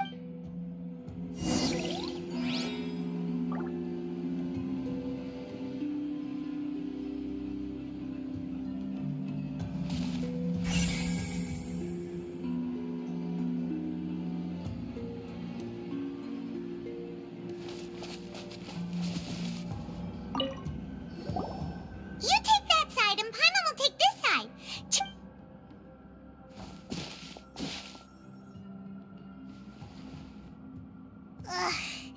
Nothing at all. And Paimon can't even find snacks either. Whoa, really? Let Paimon see. Vinier. Isn't that Vache's lover's name? Then you found her diary. Aw. It's just a normal diary chronicling their love story. She was so sweet, too. Oh, Paimon feels even worse for her now. So many! A whole page's worth! But they're all crossed out. Was she unhappy with all of them? The final name she decided on was... Marcel. Wait, but Marcel's pretty old. Has this case been going on for so long that he's Vache and Vinier's grown son? Hey! Paimon still hasn't figured it out yet.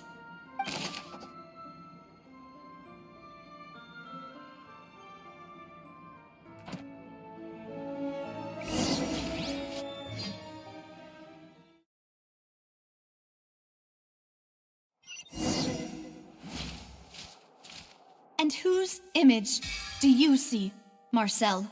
Is it a man named Vache?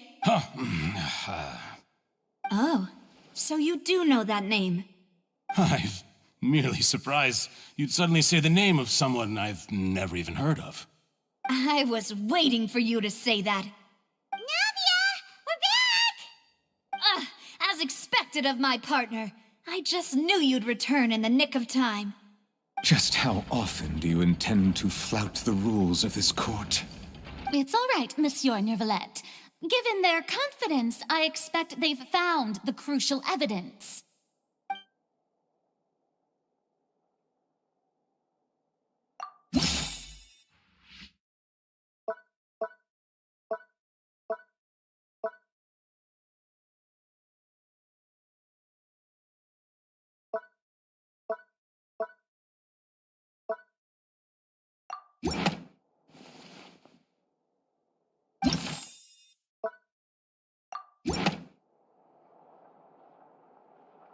But the truth of it, Marcel, is that you've always been Vache. Huh? We've investigated your lair and we already know everything! After your lover, Veneer, was dissolved, you kept abducting young women to experiment on the hopes of bringing her back to you! You even created Marcel as a new identity and destroyed all records of your past as Vache! So that's it. Even the villains in opera performances rarely go that far. And with that, Marcel's motive has now been established.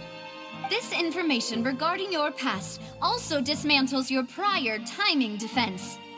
Well, Marcel, do you know where you went wrong? You fixated your gaze on the lover that passed away, instead of paying attention to the living people around you. So, you never noticed how we changed, or how we grew as individuals. You also never understood Boss's real expectations for his daughter. Or our determination to see things through. Your determination. Mr. Marcel, please speak up now if you would like to defend yourself. Otherwise, the trial will move on to the next stage. Do you really think I wanted to do any of this? Pay attention to you? What for? Have you ever paid attention to me? Ever empathized with my pain? Ever known how it feels to watch the love of your life dissolve right in front of your eyes? No one helped me. No one even believed me. All those decades ago, even the officers from the Maison Gardiennage were laughing at me. They said there's no way a human being can turn into water. So I must have gone mad from grief. Vinier's death was brushed away by all of you as if it didn't matter at all. Well, now you know, don't you? Ha! Well, it's too late now. All those who were dissolved are gone forever. You only have yourselves to blame. You set up this ornate opera house in pursuit of your so-called justice. Your beloved drama, while turning a blind eye to the suffering of the people. Venier is dead. We promised each other that we would always be together. Wherever she goes, but I'm not from this blasted place. So I can't be dissolved, no matter what I do. Hey, is that water from the primordial sea that he's drinking? I can't dissolve! Can't dissolve! Can't dissolve! Do you all see? I can't go, I can't follow. So if I can't go where she is, what choice do I have but to try to bring her back? I did all of that, and in the end, that accursed Callus still got the better of me. I spent my entire life living on pins and needles, only to get stabbed by his idiot daughter at the very end. The suspect is exhibiting signs of mental distress. Guards, please restrain him. Don't touch me! Don't anybody come near me. I still need to save Venier. A promise. We made a promise. Venier. Venier. Please, Venier. Don't think badly of me.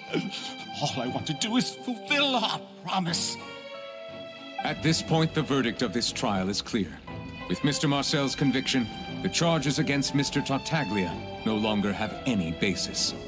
Fine by me. I was in a bad mood, but after a show like that, I'm actually feeling pretty good. Traveler, please submit all the evidence you have collected to the guards, so that I might review and summarize the truth behind the serial disappearances case. The man now known as Marcel was originally named Vache, and worked as an adventurer with his partner and lover Vignier. During an underwater expedition, Vignier accidentally came into contact with water from the primordial sea and was dissolved in front of Vacher as a result. Vacher learned of the primordial water's existence through the work of others and began to kidnap young women for research, with the goal of discovering a method to restore Vignier back to life. To cover his tracks, he invented the new alias of Marcel and began to operate a business in Poisson. During the course of his research, Vacher discovered that a diluted concoction of water from the primordial sea can induce feelings of euphoria, and began to manufacture and market synth. However, as he accumulated wealth to fund his continued research and expanded the scope, he came into conflict with Spina di Rosula.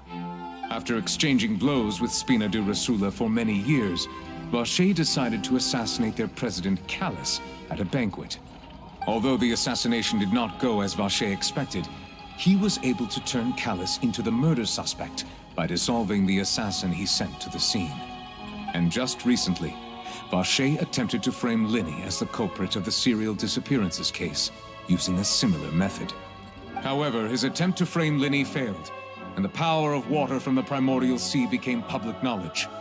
This case also exposed enough of Vacher's machinations that he was eventually successfully charged in court.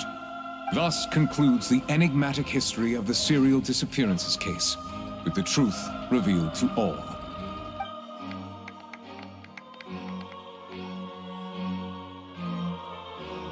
The Oratrice will now deliver the final verdict regarding the charges against Mr. Vacher.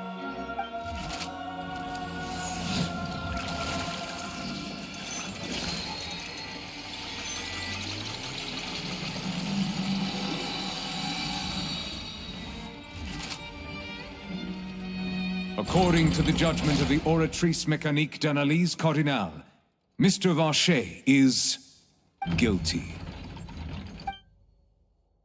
Guards! Take Vacher away.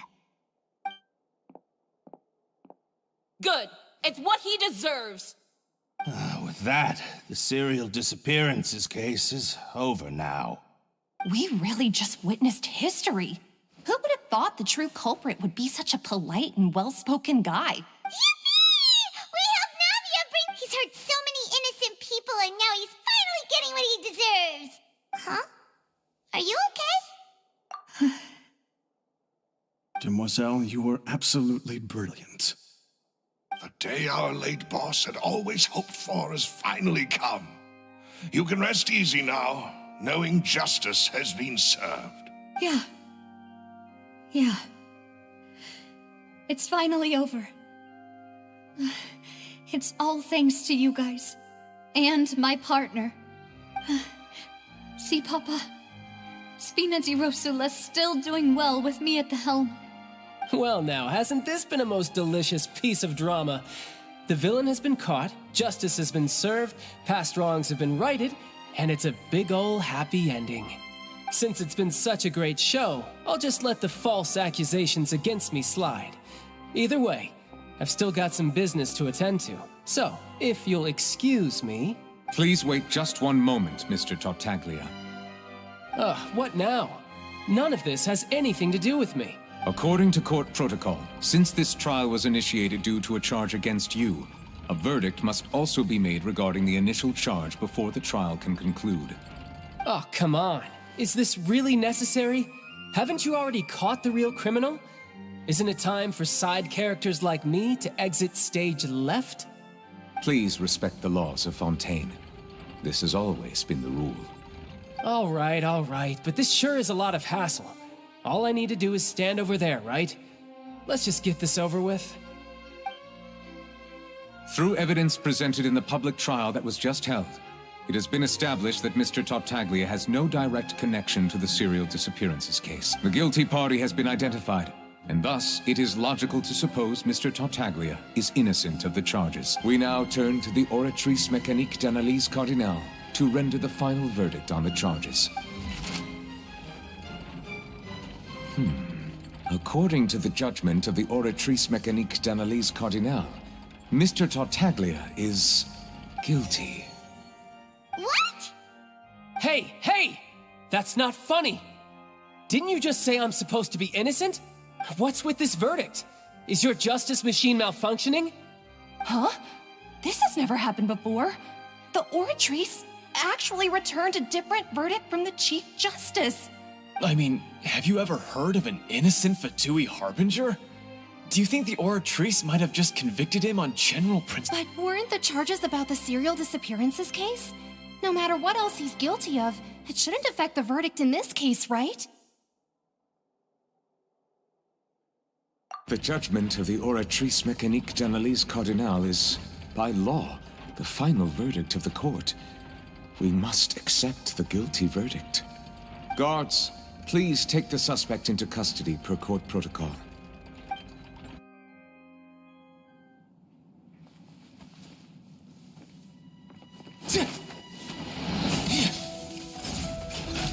So this is how justice is done in Fontaine. What a joke. You've got your rules. Well, I've got mine too!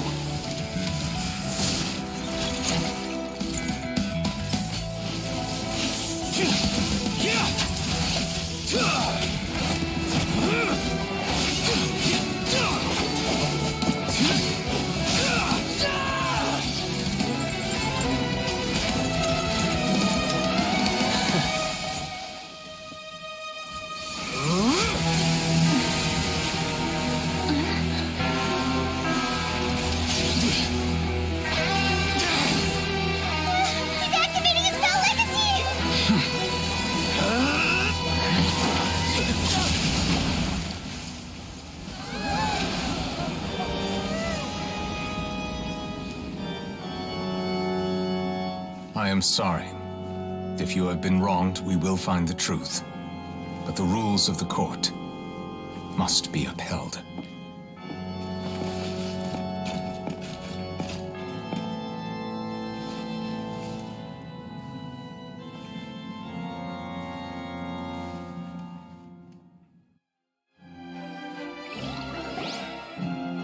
Hey, Monsieur Novelette, what's going on? Shouldn't they have been cleared already? Apologies. This is also the first time I've encountered such a situation. However, according to the rules established at the conception of Fontaine's court system, the Oratrice's judgment is the final verdict of the court. All I do is follow court procedure. As for why the Oratrice arrived at the conclusion it did, you should probably ask someone more knowledgeable than me.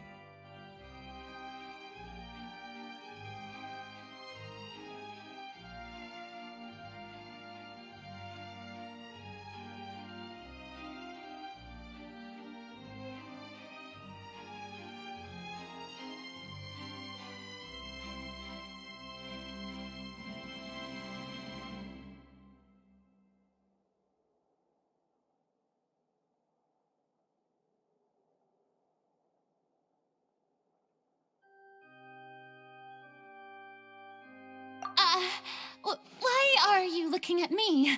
I had nothing to do with it! I don't know what happened there either! Hey, stop staring at me! What does Lady Farina mean by that? She says she has no idea either, but that's impossible. Didn't she create the Oratrice herself? Yeah, so are the verdicts reliable or not? Can results like this really be called justice?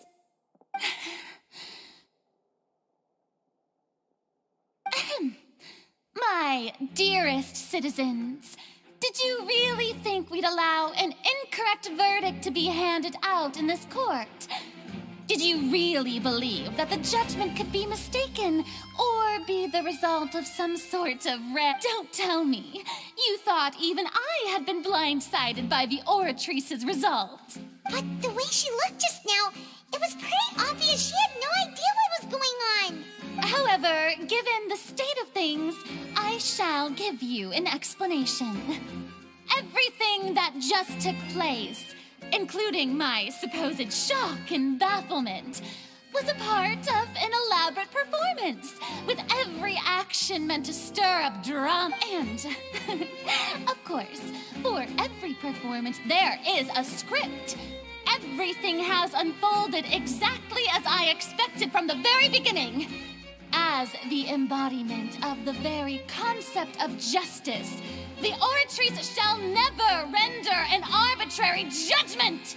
If you thought Child had nothing to do with the serial disappearances case, it is only because you've been blinded by the superficial appearance of innocence. Everything he's done, not to mention the danger he poses, are beyond ordinary comprehension and completely unforgivable. All shall be revealed in time. You will come to understand my noble intentions, as well as the absolute correctness of the Oratrice's verdict.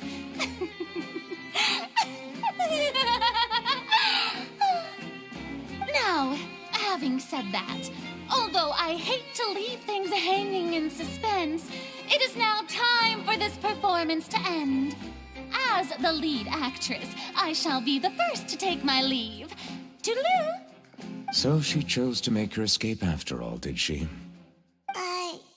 So you're saying we shouldn't put much stock into what she just said? She probably just put on that performance to save face. As for the truth, it's unlikely that she actually has any idea. However, please be assured that I will continue to investigate the— All right. Even though we feel pretty badly for him, we'll take your word for it for now. After all, he's done plenty of bad stuff, so he should have known he'd go to prison someday, right?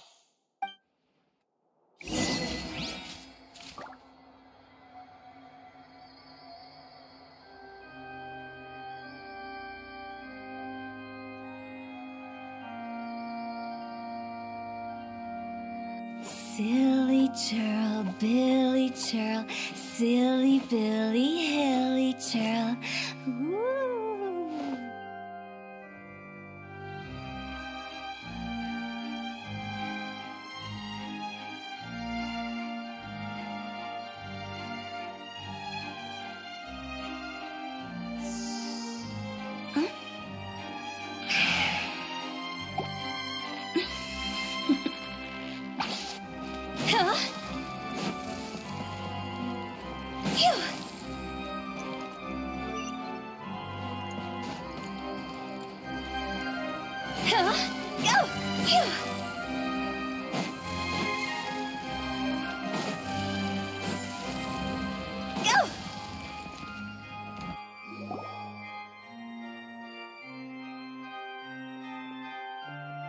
Hey, what are you doing? Quick, stop him! Traveler! Hey! Traveler! Marcel! What are you doing over here? Stop resisting arrest! Cease, or we'll add another charge to the list. No, wait! I just want to ask the Traveler something. I'm not looking to run away. Please, just let me ask this one small thing. Go on. Thank you. I was being led away when I finally realized something. Where did you first hear the name Vache? I erased all records of that name. So, unless... Are you still trying to prove your innocence? Give it up. You've already been convicted. Really? You did? You're sure? You met her? But how could that be? How did you manage to do it? The Fountain of Lucine? Then she's been so close to me all along. And please give me a chance to talk to her again. Just let the Traveler take me to the fountain to see her one last time. This is the last request I'll ever make in my life. You can do whatever you want to me afterwards. I don't care. What? Give an inch and you want to take a mile? Do you think serial killers get to make requests like that? Paimon agrees. Why should we give him what he wants when he's only done a ton of super... This request, is it worth as much to you as your life? Of course! Wait, no. It's worth even more than my life. Humans. Will they betray the instinct to live just to satisfy spiritual needs?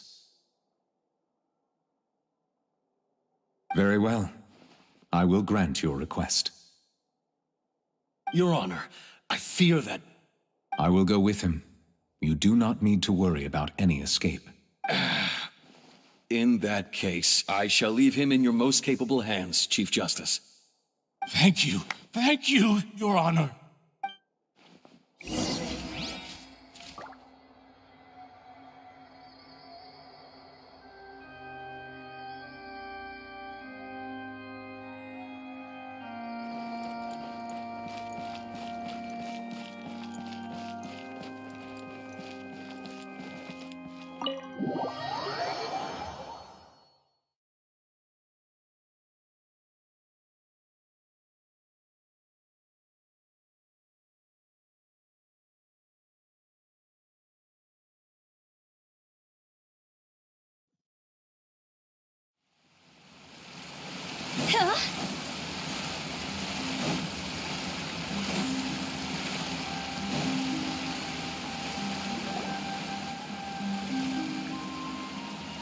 Is this the place?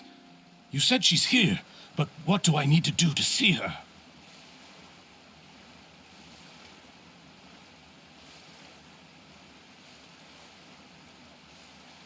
Yeah, and even Paimon could hear her after drinking that thing. Didn't you just... Vache! Ah! Yes, that's it! So you heard it too! Vignier, it's me! It's me, Vache! Vache? Vache!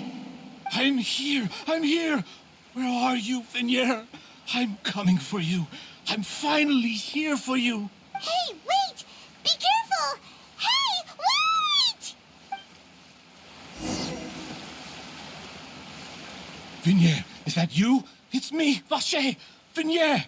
Vache? Why did you come? Didn't I say? You don't need to look for me. You look a lot older than I remember. How long has it been? It's been more than 20 years. I've suffered for over 20 years since the day you left. All this time, only the thought of bringing you back has kept me alive. I must be dreaming. Who would have thought I'd get the chance to tell you all of my feelings like this? Vignier, you are my everything. I really don't know how I could live without you. But Vache, if you ask me, this world would be better off without you. What are you saying? If not for you, I would have finished my law degree and probably become a top-tier attorney one day. If not for you, I would have continued to pursue my love of the arts, and my works would have been displayed in the Palais Mermonia itself. If not for you, I would at least have been able to take care of my mother. And she would not have grown old and died alone, with nothing but the tears on her cheeks. It's all because of your selfishness, Vache. It's all because of you. You... Wait, you are not Vignier. Who are you? You're right. I am not Vignier. I am the sacrifices. Every woman who died by your hand, as our bodies dissolved, our consciousnesses flowed back to the primordial sea. Our thoughts circulated endlessly within the primordial sea, and we were no longer individuals, but we became one, just as streams of water come together in the sea. I'm Cressy.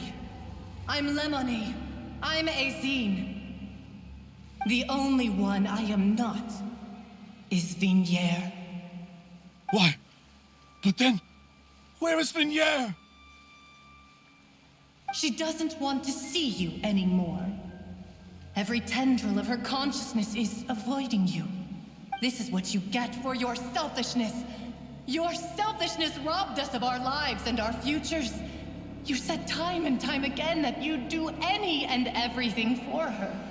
But did you ever consider whether she'd want to see you do the things that you did? if she would despise you for what you became.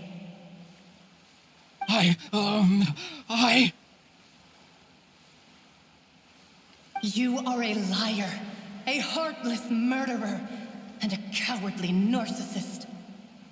The only thing you are not is Vigniere's beloved.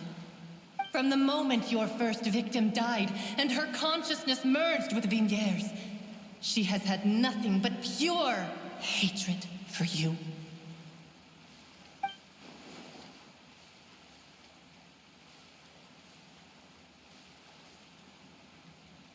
No! Yeah! She can't hate me. Let me see her. Please! Have mercy! You still don't understand. When I said don't look for me, that came from the real Vigniere. She really doesn't want to see you anymore. But on top of that, she also said that because it's her final drop of pity for you. She said that because she knew that if you did come here, we will show no mercy to you. Vache. Vache? Vache. Vache. Vache. Vache. Drown.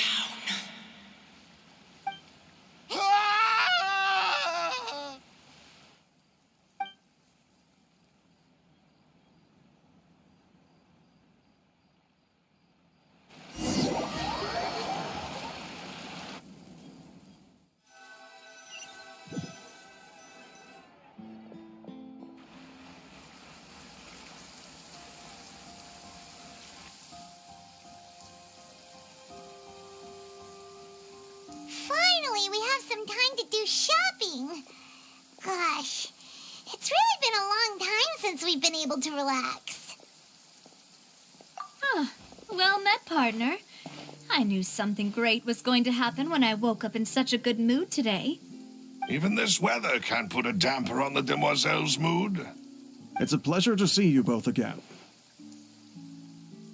Oh, hey, Navia! It's been a few days. Paimon's already started to miss you. Oh, now that I believe.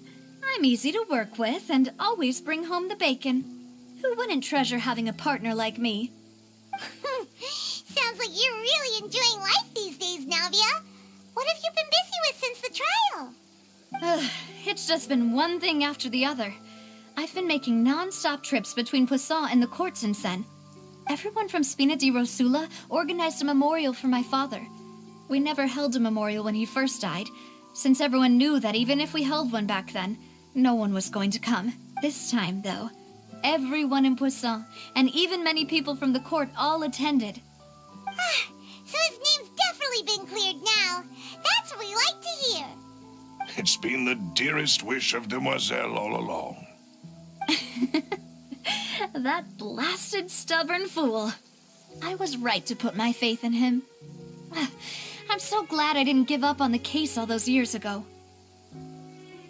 Oh, by the way, I ran into Charlotte just after I left the memorial service. Well, maybe it'd be more accurate to say I knew she would be there, and there was no way she'd just let me go.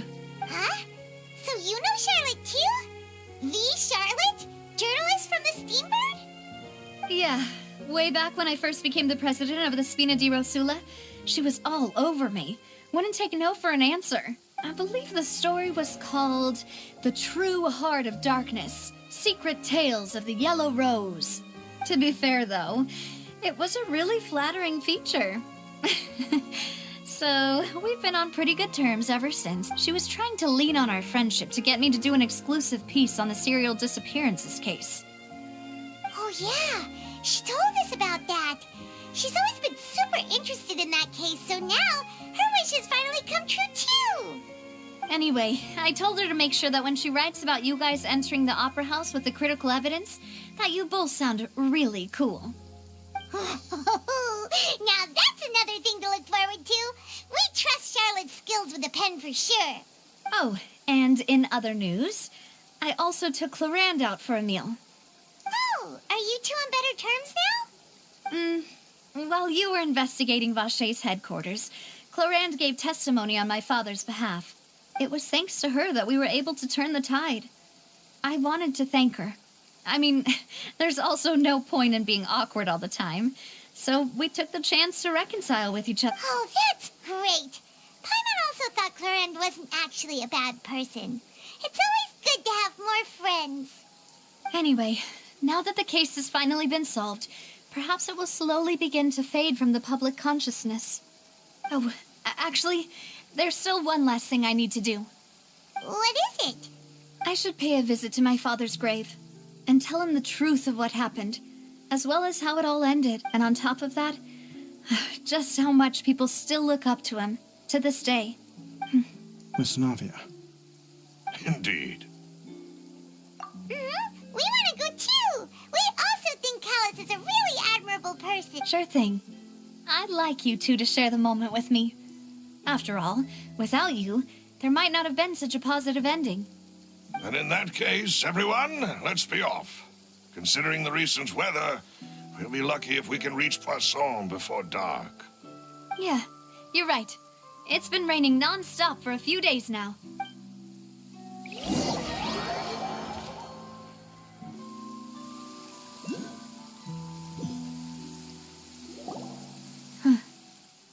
This is where my father's grave is. To be perfectly honest, even I haven't been back here for a long time. Huh? There's someone there already. Wait, that figure. It can't be. Isn't that Neuvillette? Why would the Chief Justice be here? Huh? Navia?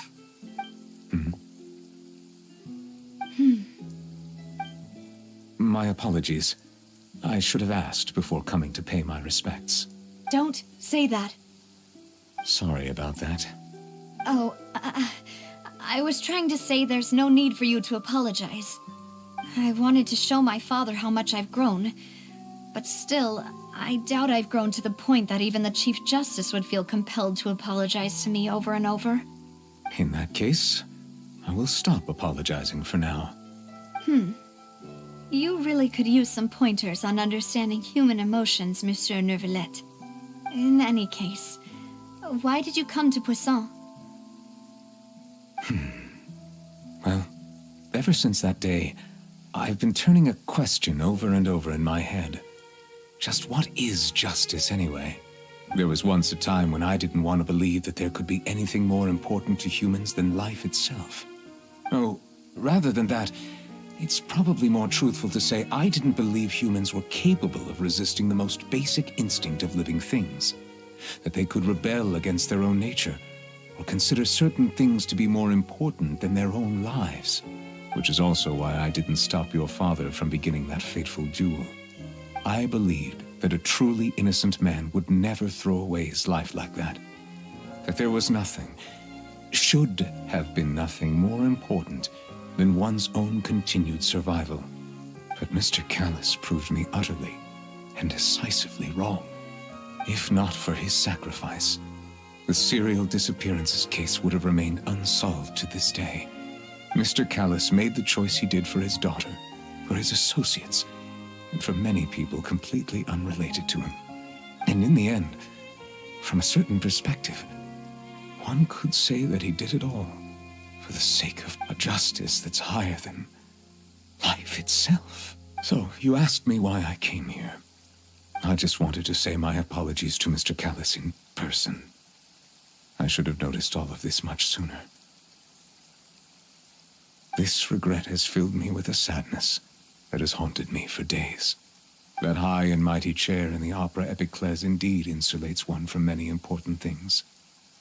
Spina di Rosula, thank you so much for your hard work and perseverance. I'm sorry for being mad at you before. So, you're actually one of those types that's cold on the outside, but pretty thoughtful on the inside, huh? That reminds me of Silver, one of my guys. Sorry about that. Self-expression is not one of my strong suits. Didn't I just say you don't need to apologize? Ah, so Navia and Neuvillette seem to disturb them for now. We can wait till after they're done.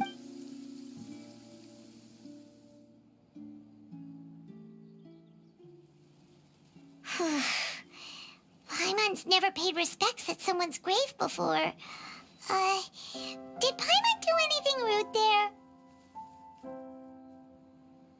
Huh? Oh, Paimon didn't know that was a thing. But Paimon doesn't know what she would do if she can't fly. Oh no. Paimon hopes Miss Navia won't be too mad. Anyway, Nervalette is still standing around there. It's not often that we can catch him alone like this, so why don't we go talk to him for a bit? If we can't talk to Lady Farina, we can at least talk to him, right?